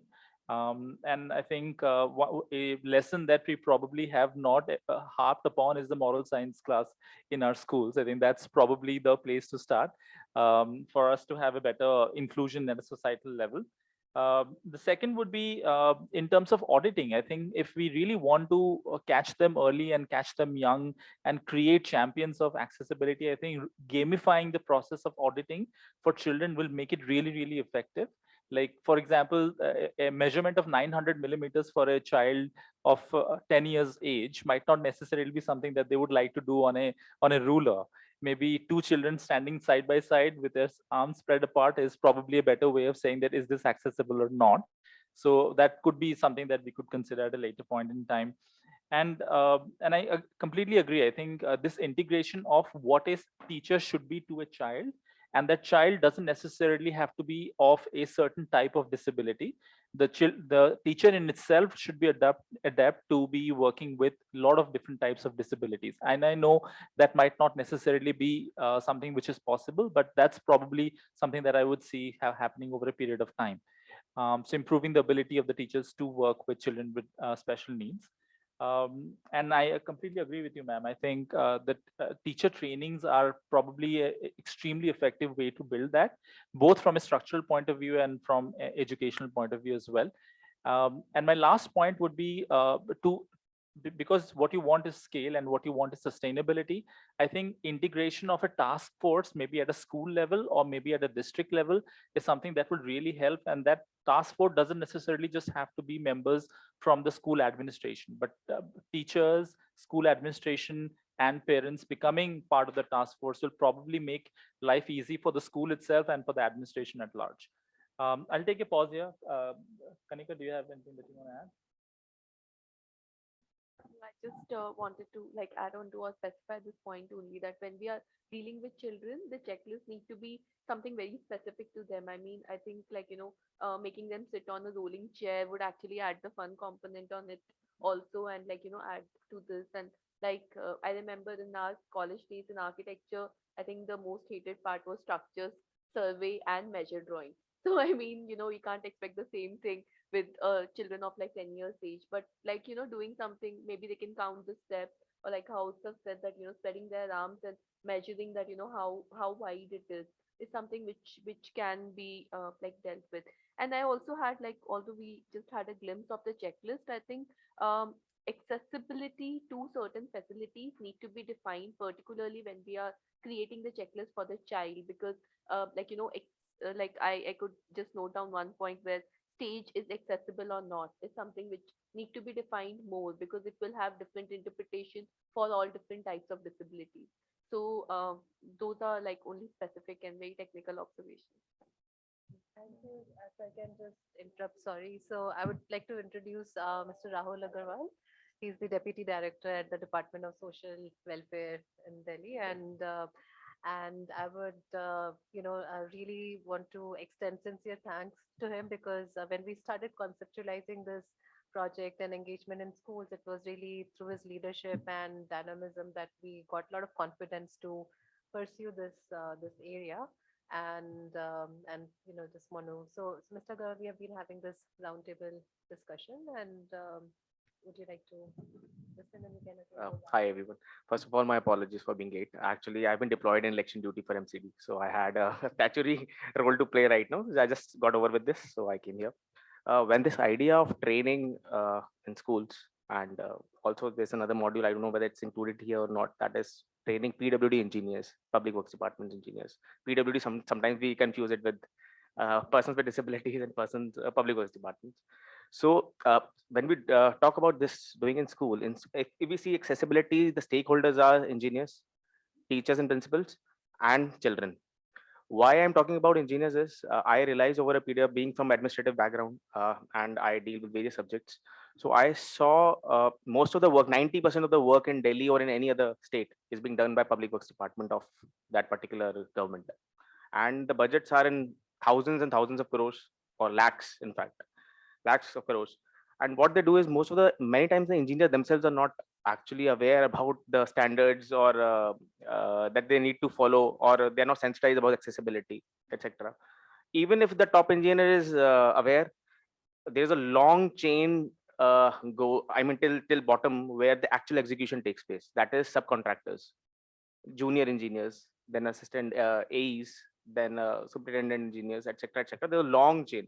So even in that chain, if one person is aware but rest are not, then there's no point, because they again make the same roads, same buildings which are not accessible. Later on, if somebody points it out, they break it, and again they make the same. And this has happened multiple times. Even I'll just give you an example. There was a case, Jyoti Singh versus Nand Kishore. There's a case going on in High Court, because from there I got inspiration from that case. Actually, one of the activist judge in High Court Delhi, he is taking up that case very seriously, and every 10 days he puts up a date. So in that we realized that we are basically we selected 5 roads in Delhi.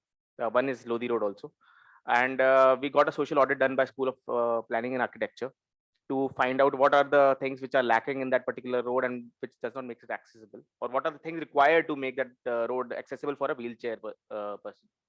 So after doing that, when we gave that contract to PWD engineers, trust me, there was so much inertia that despite the contempt notice that is hanging over their head by the High Court, people are least bothered. Even the person who's there, the subcontractor, when we talk about the tactiles, etc., they think there's some pink, some yellow tile, something for designing, and they ultimately ended up in a pothole. So, I mean, this is what's happening on the ground. They are not aware what is all this. So, I think the most important person in any state is a public works department, which needs to be sensitized also, which needs to be made aware also. At the same time, something has to be included in their ACRs or something which actually affects them. That ultimately our promotions, something should affect their promotion. That if you make a wrong building which is not as per the norms, and if extra expenditure is done, then something will happen to you also in terms of your promotion, or maybe your performance reports, etc., etc. So somewhere it has to be included at the top by the minister or somebody, that please make sure that the complete chain from top to bottom is aware about the new norms of accessibility, and whatever projects are being taken, they have to be in norm with this. So that is a very tough task, but with UN Habitat, we are starting with one of the initiatives where we'll try, and we have taken up with PWD department also, that we will organize few trainings for you as a sample initially, and if it's successful, then maybe we will try to find out some solution, talk to the minister level also to include it some mechanism which really makes them aware about all these norms and sensitize them about this. Second, when we come about principal and teachers in school, their role is dual. They need to be sensitized also, because obviously if something is wrong, they are the first responders in that to point it out to the engineers also, to the concerned engineer who has made that building.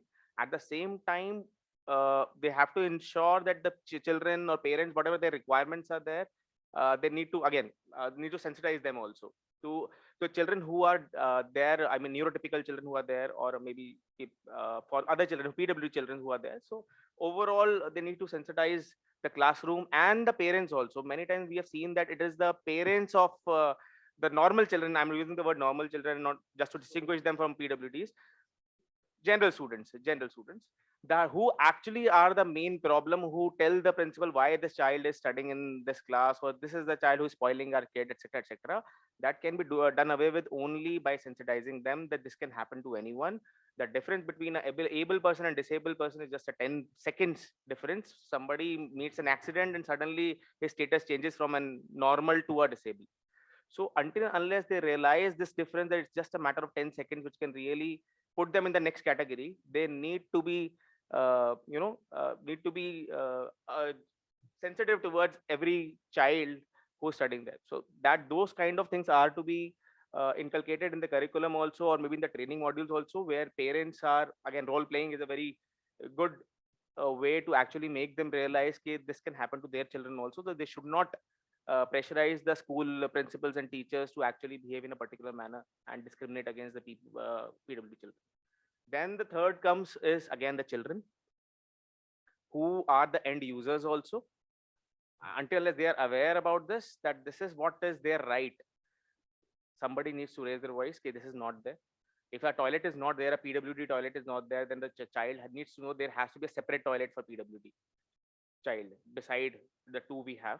The third one also needs to be there. Although we have now included transgender also. So for the time being, we are basically designating PWD toilets along with transgender as a third. So as a transgender rights act, now that also has to be done. And at the same time, those children also needs to be sensitized that yes, if a PW child is there, then they have to help them support that child and not discriminate. So basically, the when this idea came up, this was the basic thinking behind this, that let's conduct few training in schools. We'll select few schools from Delhi government, and also keep a module for PWD engineers as a pilot. As a Delhi government is doing quite a good work in inclusive education. There are around 31 resource centers that are being opened, and those resource centers will have OT, PT, counseling, then speech therapist, etc., free of cost. Also, the early screening for finding out disabilities. Every child of a government school will undergo a screening at those resource centers. That is the current what is going on. 17 are already operational, and another 13 are actually in the pipeline to taking to 31 resource centers, which will be mapped with each and every school, government school at least for the time being. And so basically, there's a lot of work going on for inclusive education in Delhi government. At the same time, Abhi, just before coming to this meeting, I received a meeting notice that I'm supposed to go tomorrow for a meeting in education department itself, where there is a topic coming up that there's an age relaxation for a PWD child to get admission to nursery. I mean, it's up to 9 years of age that he can get admission. I think this was what was told to me on telephone. Now, many parents in High Court, and there are a lot of issues who are objecting to it. They're saying that a 9-year-old child is physically very strong, even if mentally he is at the age of 4-year child because of disability. But what happens that he can beat that child up in nursery physically because of his strength. So now this has come up from a lot of schools, feedback that profound cases or extreme cases, what to do with such cases, because as a part of inclusive education, everyone has a right to, now at least in Delhi government school, they all are studying together. But again, this is a major problem, what to do. So there is a meeting scheduled tomorrow also. So again, in case somebody has some kind of some input or feedback or suggestion regarding this, then they're most welcome to give in this respect also, that what to do in such cases where there are profound cases, whether they can be a part of the inclusive education in the same class, or whether school remains the same and an integrated education can take place. So that is slightly, I'm digressing from the topic, but this is just because I just received a notice before this meeting, so this came to my mind to raise this question here itself. So I think I'll take a pause.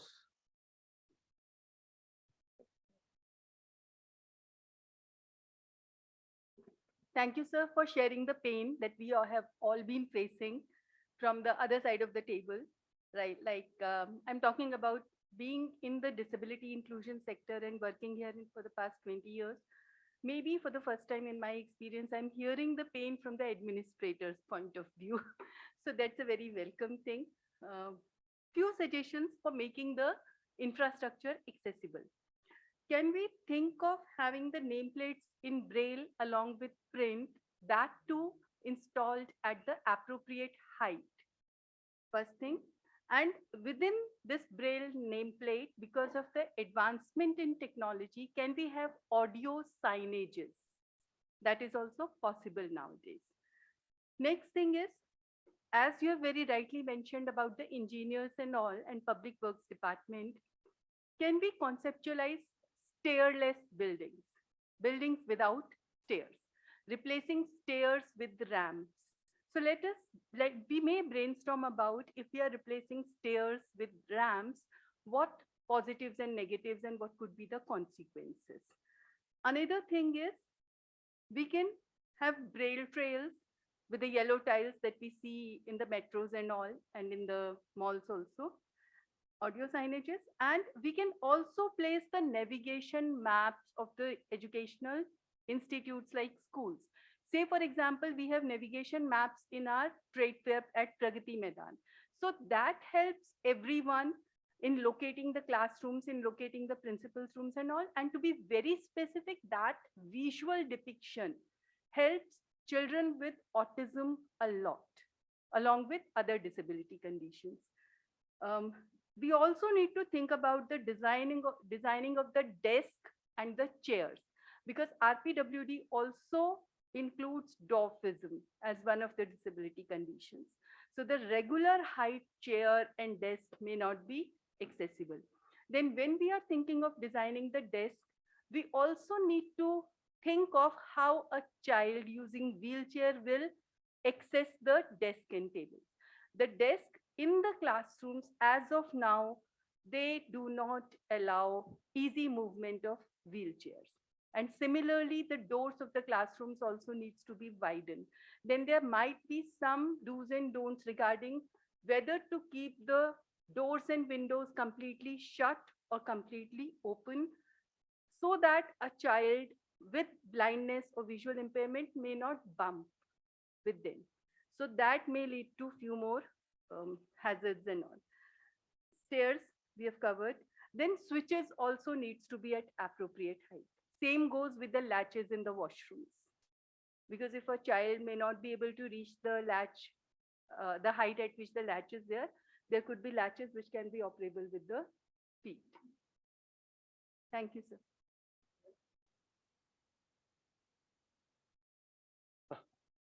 This is Anil Joshi again.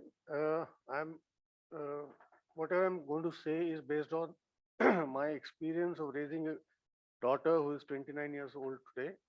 But 29 years ago, when inclusion was unheard of, and she studied in regular school. So we did face all the problems which you mentioned. Number one, other parents objecting to including children with disabilities amongst their children.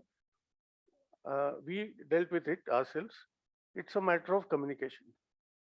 And believe me, without exception, 100% parents of typically growing children do accept if communication is done properly through proper channels with proper authority, which would mean that the management of the schools, the principals, the administrators of the schools, and the teachers together need to build their own confidence of being able to handle.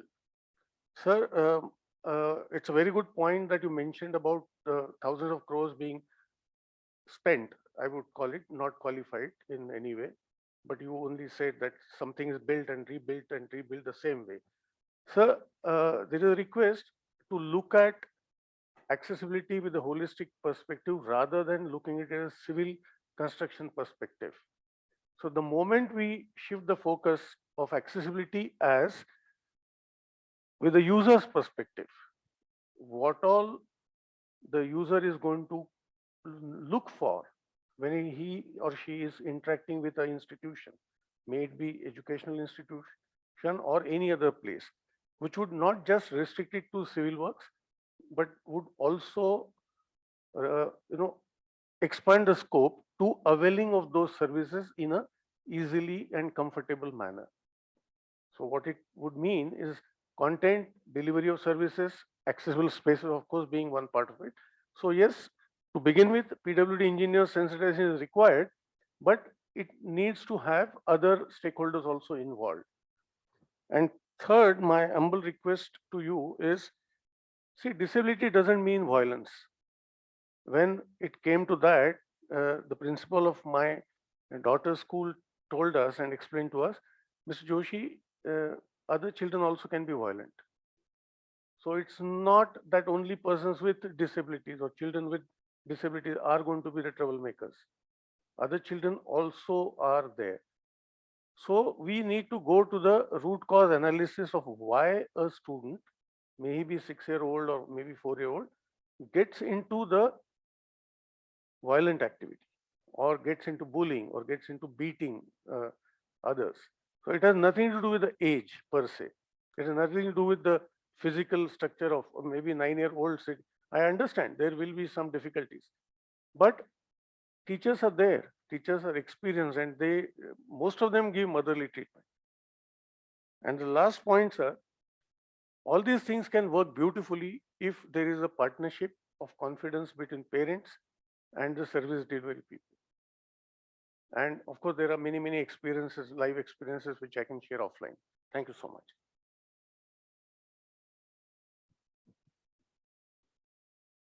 Thank you, sir. I think starting from the point which was mentioned earlier, that the entire activity should begin from the child itself.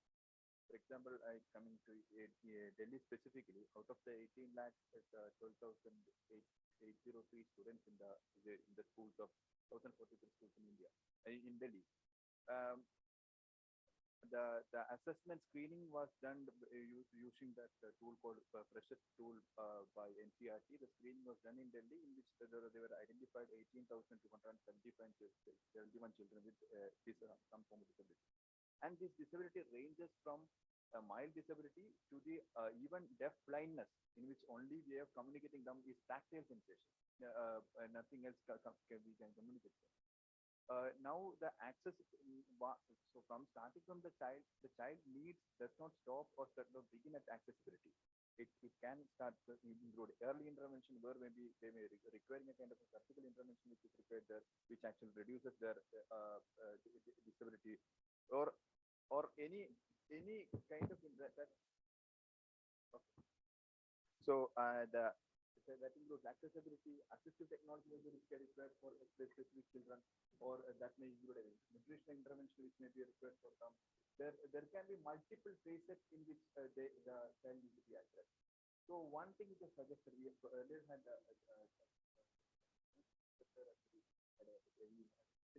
one the plan from WHO. So one thing suggested was to have an ICP, individual care plan, for all these children. And starting from there, as one of the one important point you have mentioned, whether they need to be in an inclusive classroom or whether an integrated facility will be provided to them. And in extreme cases, whether a segregation is the option. Our obsession on maybe of including everyone in the same classroom may be detrimental to the child also.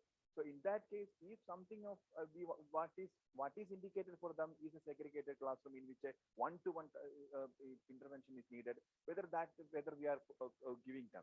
So starting from a preparation of ICP, so one thing we were thinking of is that helping the Delhi government to actually come out with an individual care plan for all these children based on starting from international classification of nationalities to developing an ICP in which we can identify where they should come. So whether to go for an integrated facility, inclusive facility, or they need to be segregated one. And starting from there, all these institutions should they definitely should have a non-negotiable accessibility features. No issue, no argument on that. But at the same time, some institutions, facilities for integration can be very specific. For example, an institution, a geographically located institution in Delhi, where the children from around can come out. They can specifically if that facility have an integrated facility for hearing impaired. I was discussing saying for just for hearing impaired, other than the normal inclusive accessibility features which is normally included in many of the institutions, or basic accessibility features, you may be requiring something like induction loop, you may be requiring something like closed captioning system, services, like not just the facilities. You will be requiring people like interpreters. There are many things which we can add to that integrated facility of in that school, where that will be for everyone. That's because integrated facility, as you know, means that it's not just there for all other activities. They are in the same facility, same area, and same pace, but for school, when it comes to education, their pace, according to their pace, according to the specific needs, there is an integrated facility over there. So I think starting from the child, we need to develop something which is and accessibility forms in the important part of that. Thank you. Sir has mentioned just now a very small point and quick intervention. If we have a child with disability, depending on the degree of severity of the disability, we can reduce number of students in that classroom. That will be an added help to the teachers who are in that particular class. Thank you.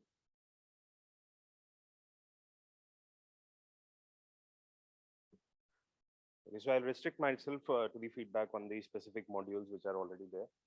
So in module 1 and 2, the focus is on the students and the teachers who will be using these modules to get sensitized. I just want to highlight, like, if in these modules something of a sort can be included which will motivate the students to create some things on their own. Because if you just think of Atal Innovation Labs or anything where students are doing experiments and creating solutions at the school level. But when a child is studying this material, this basic material, is it motivating the child to create something using the information which is there in your module? So it can be as simple as, can I be a buddy for a visually impaired child?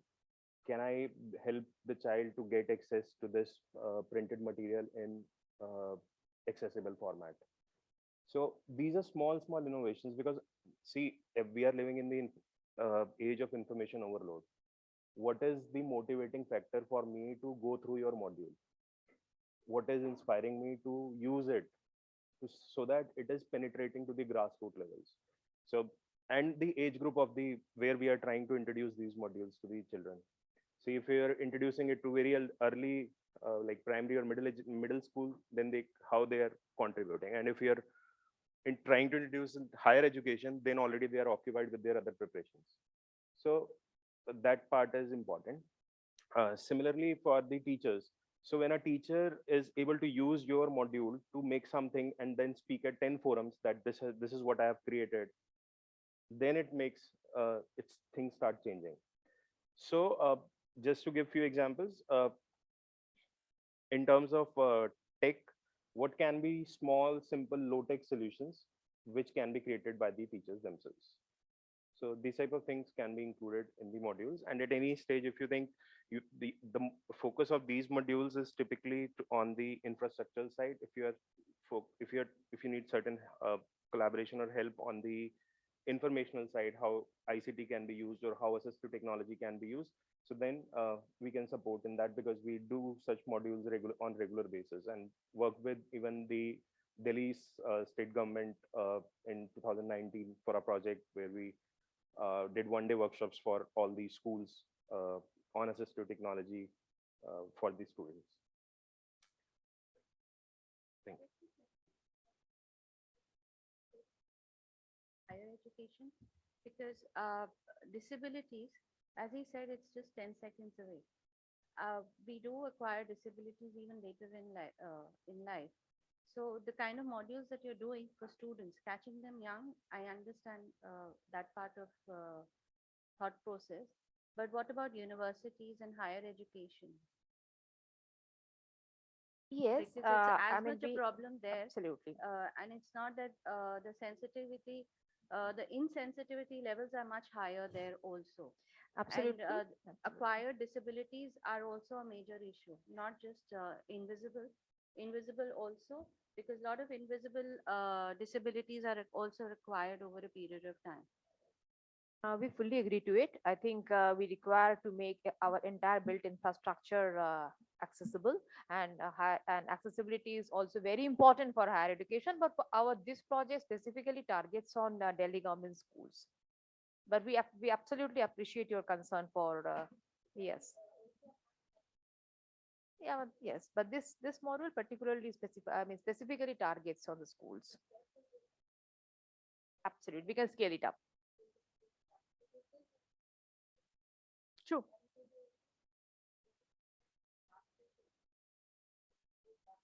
Correct. Correct. Absolutely.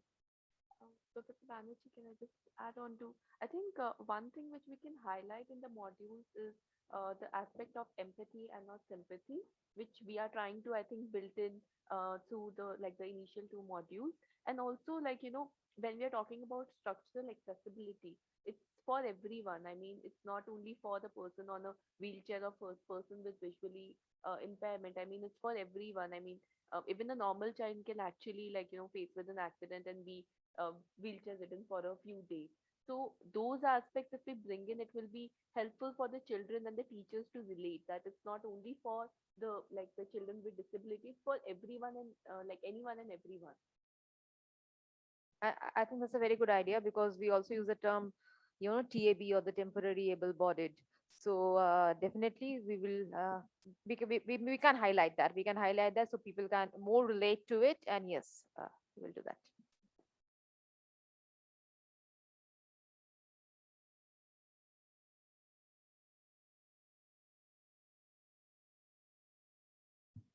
Yes, yes, we are recording this.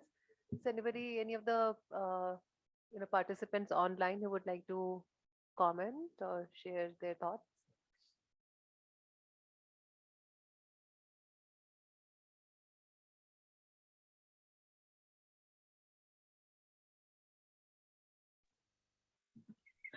Yeah, I think this is Dipen Manocha here. I think I've shared earlier my thoughts, but do I need to sort of repeat those? But the highlight was that if it is the built environment and structure, if that is the objective, this is obviously good, absolutely fine. But if you are venturing into braille books and those kind of things, then I think we are talking slightly broader than just the infrastructure. And then these modules do look incomplete because there is a lot more to inclusion than just providing braille, adding braille books to the library, because then the critical issues are not then addressed in these modules. This is one observation. And second, in addition, like even for the infrastructure, the indoor navigation for persons with blindness is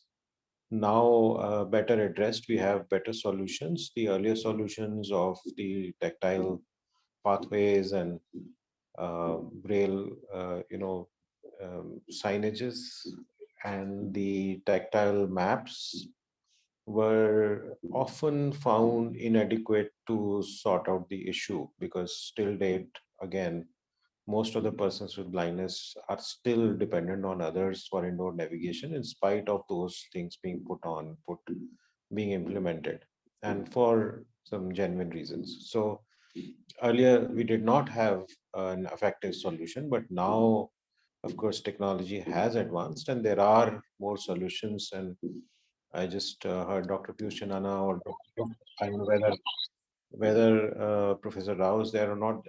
The assistic lab at IIT Delhi has come up with some solutions which for which they can be contacted, I guess, for an inclusive indoor navigation system being installed, which is not just for persons with disabilities. Actually, it's an inclusive system being thought about. Thank you. Anybody else who would like to comment? Because we also need to wrap this up in the next 5-10 minutes. Yeah, Parolji, maybe I'll just step in for a quick this thing. I have already made my comments, but advantage of Administrator Rahulji being present here. I recollect having met him in the April meeting in the Habitat Center being organized by NIUA. So just 5 quick things which come to me, something little bit around the theme itself, but also little beyond it, because I know it goes into the purview of the government. So one is because he mentioned about the PWD engineers and these challenges. One of the challenges what I have realized is because the CPWD specification manual does not list certain materials and certain items which are difficult for them to procure, and nobody wants to get into that financial nudging of creating a special item, extra item, and all those things, which is easily resolvable. It just needs the right people to sit together and decide. Because if there are some materials which are safe, there are specifications which are safe, there are certain other dimensions, if they are approved, it would become much easier for them. So there is something called, I'm sure, their rates manual or something. If these things could be resolved there, the implementation would be far wide easy. Number one. Number two, I would prefer to use the word assistive technology for the built environment. One, we have been talking about assistive technology for persons with disabilities, which is at personal level, whether it is for reading and for and even in the purview of infrastructure. So, for example, platform lifts, for example, elevators, for example, many other dimensions. I think huge sanctions have to be made for those, and they should be visible right at every entrance of every school if it has a plinth, which we assume most schools would have, and will cry for space for ramps. So I believe assistive technology is the second thing which I want to say. The third thing is inclusive information system, because let's realize that COVID has given us a way forward, not a way backward. And the way forward is hybrid models of education.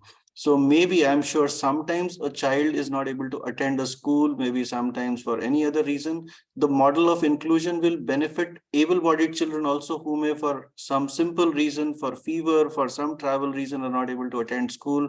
I think hybrid classrooms with educational content being made available at their top rather than doorstep, I would say, would be the third dimension to drive inclusivity. And the fourth would be the transportation, where again PWD and the Delhi Transportation Related Ministry have to come together. At least I would say safe crossings, accessible crossings at the school will highlight a lot, where boarding of dropping off of children. And one important sector there is, which is unorganized, is the NMT sector. So developing school rickshaws and school packaging systems for of children and receiving them as a safe option and safe dropping off zones can be part of the PWD street mandates, is something which benefits school definitely and will benefit others also. I think I'll stop here. Thank you so much.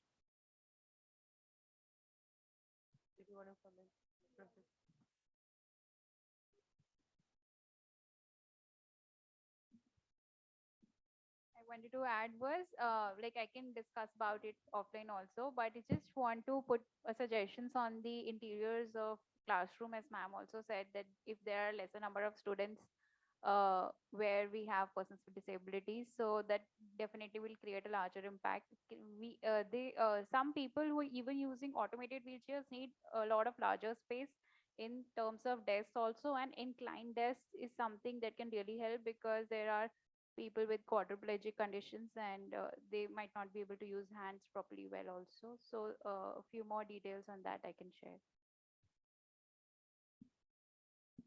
Thank you very much, everybody. And I'm overwhelmed. For Rahulji, I would like to just say that I'm a professor at IIT Kharagpur, the former head and dean of head of architecture and regional planning and dean of alumni affairs. So I am also a part of this, and I do overview of what is going on with Haimanti and her PhD scholar. So the amount of enthusiasm that I have seen today, and hats off to Parul, both of you, that you've put together such brains together and such dynamic discussions we had. But I'll not harp on that. What I have, the learnings, I was taking extensive notes, and the learnings I would like to just share. What I understand is we are talking at several planes. We are talking from the whole to the part. And of course, it's a challenge for us, and we would do a sieve analysis and see exactly which particles fall in which sieve. So to come to the whole to the part, you very correctly said that that we are talking about principally three stakeholders. One is the maintenance, PWD engineers and the maintenance staff. The teachers and the children are the second, and the parents. So these are the primary stakeholders. Someone also mentioned about the the board of governors, because I'm also associated with, my wife is a principal of a public school. So I understand her challenges. Okay. The board of governor, the management committee take a lot of decisions. So I think they have to be also among the stakeholders. They have to understand that what is the importance. To that, my point was sometimes the schools are running for, for ranking. Not only schools, IITs are also doing. My friend from IIT Delhi would also say that when we are doing for NIRF ranking and running for ranks, and when the schools per se are doing that, are they considering the accessibility issue yet? No. What they're considering is what have been their last 5 years status. The pass out, the percentage pass out, percentage in the first category or star category, and things like that. So I think if that in the ranking mindset, the accessibility part comes in, then it could also incentivize the board members, because they are the ones who are pushing for the ranks and they want it for their business purpose. So if that becomes integral, maybe it's a out of the box thinking. I thought that they should do that. The second is about the teachers training program. Now, who are the teachers? They are highly qualified. I know that they are coming through very rigorous training. But if we look at the B.Ed and the teachers training programs, how much of inclusivity is inbuilt in that could be something where we could start with, because these are the teachers who have passed the and have got the wherewithals we expect, but maybe a module inclusion in that when they do their B.Ed or their teacher training program, advanced and basic, we could include this. So that was a quick thought which I thought I could mention. We had basically got excellent suggestions. I would say that mostly from policy, social, and physical dimensions. So if we come from the whole to the part, policy is the overarching thing where we are talking about, nazariya badlo, to look at it from a different perspective. And when we are talking about the social also, there is a lot of plug and play between policy and the social issues, which we have extensively discussed. In fact, I had structured 7 questions, and I think most of them have been already answered. Barring one, which I gave a hint, I'll just mention which one. So the questions that I had for my entire audience was, what are the mandatory requirements for inclusion of children with disabilities or children with special needs in regular government schools? Now, we have got a lot of brainstorming on that. We've already got the answer. And questions were raised that, are we only talking about the physical infrastructure? That has already been clarified. Now, we have to make a beginning somewhere. And so this is a beginning. We do want to extend it and scale it up to higher learning.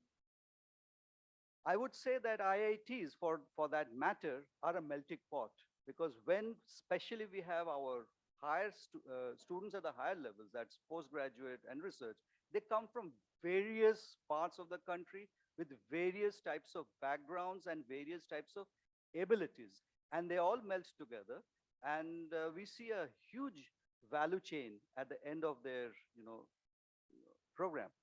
So that's one way we are already catering to it, but we do want to scale it up. But this is a beginning. So we had the answer to that. The second question was, which of the facilities and practices are being used in special schools that can be included into regular government schools? And we've got fantastic, proposals from all of them, and I had been noting them down, coming to furniture detail, to classroom interiors, to maintenance staff, illumination and acoustic levels, and things like that. So we have answers to that. The third was on what could be the possible socio-cultural challenges of inclusion of children. And sir there had given a very good answer to that. I do agree that there could be an initial resistance, but then if you can bring them to the same discussion table, it oftentimes goes. It should, if we are human beings. The fourth question was, what are the modifications required in the mode of teaching and communication within and outside classes for better inclusion? And we have got good inputs on that as well. What are the practical bottlenecks to make government schools more inclusive? Is it lack of technical knowledge, lack of financial resources, lack of sensitization, or others? And sir here has said that we are stacked with money. So money is not the issue, but putting it in the right mouth is the issue, or the right intent is the issue. Because what pains me sometimes is we had a mandate to make all public places inclusive. Unfortunately, what has come is a few ramps and not exactly designed the way I would say ramps should be designed. But it's a tick mark. So we should, move away from the ticking perspective to actually, we may not give all water to all, but some water to all, that approach. So we try to include everything. We say that, okay, we have made the whole campus inclusive. How? We show them the ramp, we show them certain zebra crossings and things, but no. From the hostel to the dining to the class and back to the hostel, is it entirely the loop considered? No, it's not. So we do bits and pieces and demonstrate. So I think there is a lacuna. The sixth question hasn't been answered, and maybe I would love to get some inputs. That is, what can be the incentives to attract public and private schools to become more inclusive? Now, I said one, that if ranking is included and they get an incentive, but maybe a few quick bullets if you can share, or you can share it in our emails. What can we do so that it comes from within? Every school is trying to participate and become inclusive. They're racing for it. Instead of we trying to force it on them, they get some incentive. They get some interest in doing that. And the seventh question was, how can we make our module more, more friendly? How can we improve the technical content, the visibility, the communication style? And I'm overwhelmed at the response we got. You all wholeheartedly said that you liked it. And even if you have some more suggestions, please do feel free and mail us. We would take into consideration all your suggestions. Thanks very much for the time.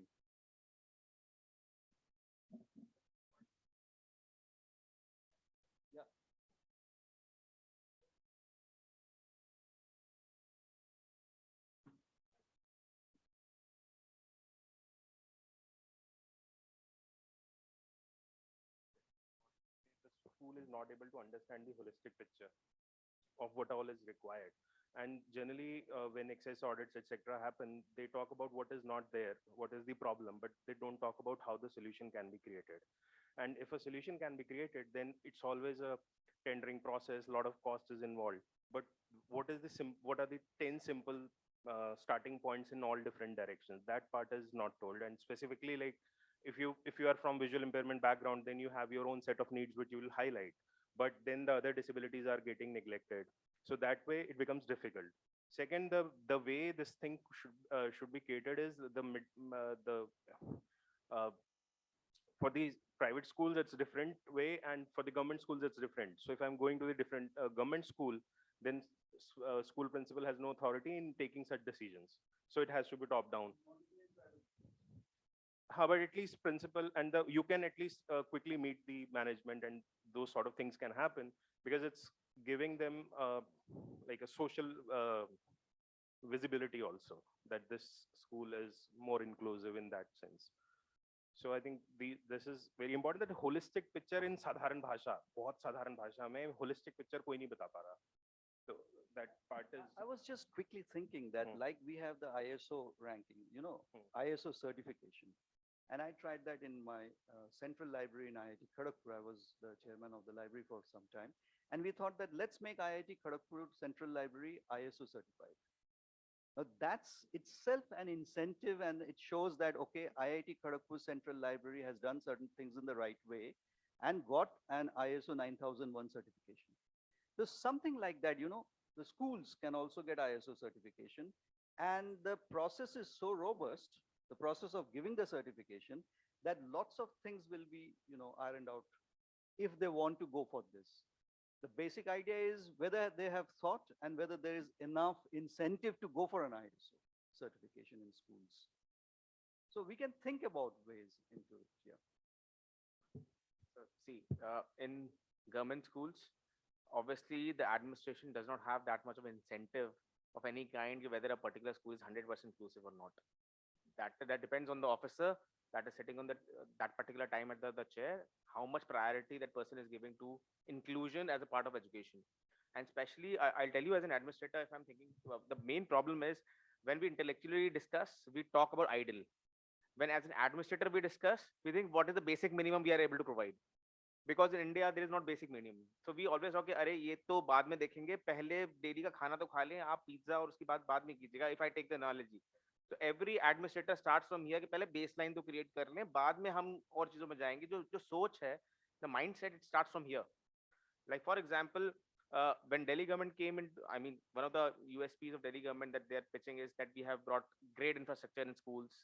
We have brought this. I mean, this is what they're pitching. So ultimately, what is the baseline? They're comparing it with something. What was earlier, which was there was a basic infrastructure as per them. I cannot comment right now on this. This is my personal, not as an administrator. So basically, so this is one of the problems in government side. When you come to private schools, and in private schools, everything first relates with financials.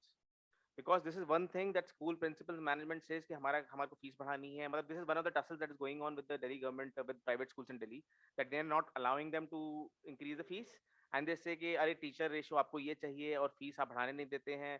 So already there is so much. Then EWS quota came. So obviously there is so much tussle going on in Delhi with the schools and the Delhi government with respect to fees and financials. Moving out to, if you go to Gurgaon, Noida, the fees are very high for international schools, but in Delhi it is comparatively better. So unless there is some financial incentive for the management first, obviously it would not be in their priority, making their schools inclusive. Second, when it comes to recognition, now if my school is 100% inclusive, as a public, if I popularize my school like that, it is 100% inclusive, it is only with respect to those parents who are suffering because their own child needs this.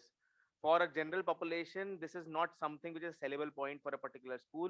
They are more concerned by a general reputation, whether it's Sanskriti or Sardar Patel or modern, etc., etc. There has been a kind of a reputation that has been building over a period of time, and they have been selling that. Okay, this is the best school. This is another. Maybe if some kind of centralized ranking can be developed for private and public, just like it is done for IITs and etc., and which is given a lot of weightage or publicity in general, and in that it is included that if a particular school is inclusive or not, this is also a very important selling point. Maybe at some point of time it become an incentive for the management to actually opt for ISO or any other certification.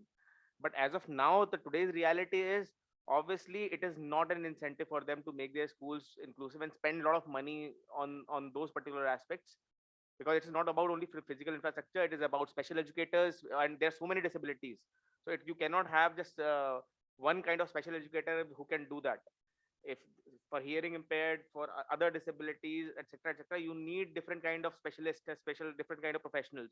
So it requires a lot of infusion of money by the private schools to actually make their school inclusive and fair for everyone. So somehow on these lines, on the practical lines, it has to be thought if we actually want to implement these things on the ground. Ideally, yes, we can discuss, but unless we bring the management of the school on board and also bring out some middle path, that okay, fine, we will take into consideration some part of yours also, you will also get some amount of benefit, but at the same time you have to have some social responsibility also, and you have to invest from your side also, because yes, schools earn a lot of money also in Delhi. So that middle path has to be developed, and then only this can be implemented in true letter and spirit. Want to appreciate what Utsav said here, and I think you missed his part. He was talking about non-negotiable part, and I fully agree to that. I mean, there was a time when seat belts was not thought of mandatory. Today it is. There was a time 30 years back when I seen in Scandinavia, headlights are on by compulsion all the time. You don't have the switch to put it off. Today headlights are on. These are non-negotiable. Similarly, I like this idea of Utsav when he says that itna to karna hi hai, be it hearing, sensory, physical, cognitive. This much is the benchmark. I think we can make a start from there. And after that, we can scale it up, we can make it more refined and stuff like that. But like I said, sieve analysis.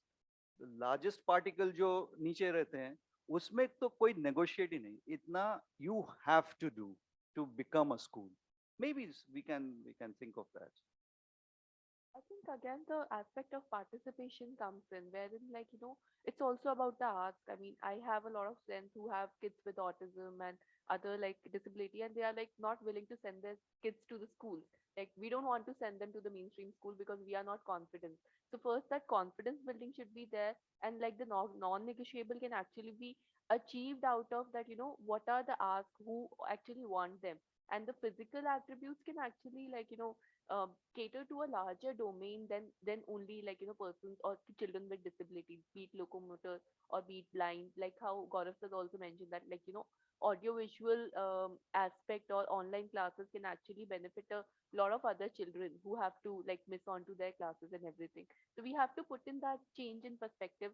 As I like what Professor Chattopadhyay said, नजरिया बदलने की देर है और हमें उसको we don't have to see it as a separate aspect altogether, but make it into mainstream.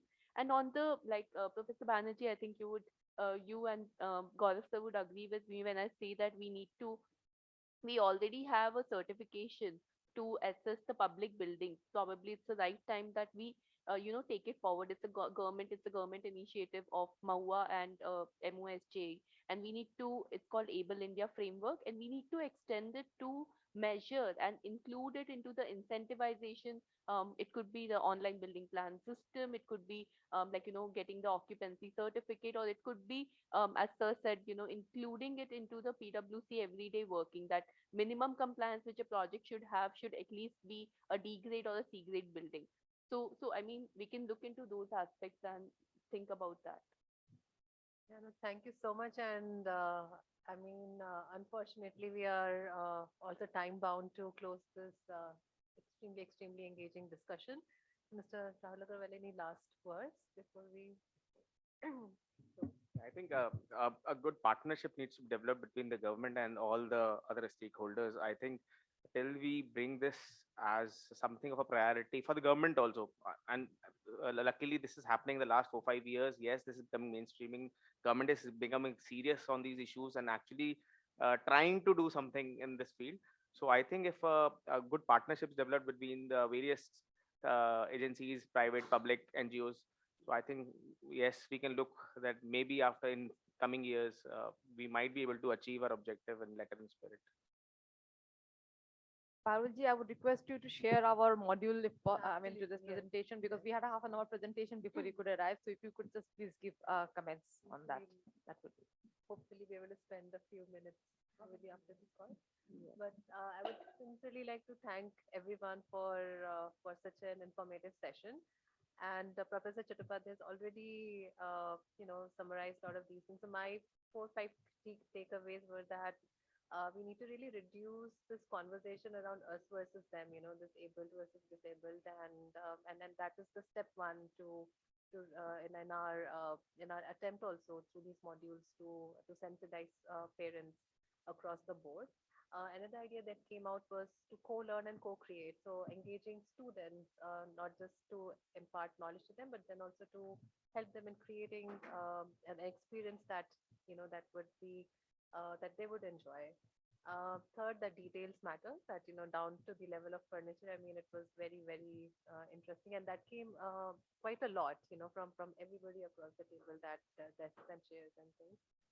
And perhaps instead of again look at the whole experience of this accessibility versus a space. So while we are restricted through these modules on just the physical aspects, but I guess what all of us were trying to convey was that it's the experience of education that should be made more inclusive, and hopefully we can collectively then create that sort of like education ecosystem that kind of leads to that goal. So thank you so much, and we will share these modules with you for your further feedback. and hope to also pilot this in the next month. We'll discuss with Mr. Agarwal when it's possible, and both of these then will help us in refining these modules further. So thank you again for your time, and we'll stay connected. Thank you. The lunch. Just one point, maybe I add to what Parulji said. Like our module has a practical and a theoretical component. Like the theoretical component will be sensitizing and talking about the guidelines and all.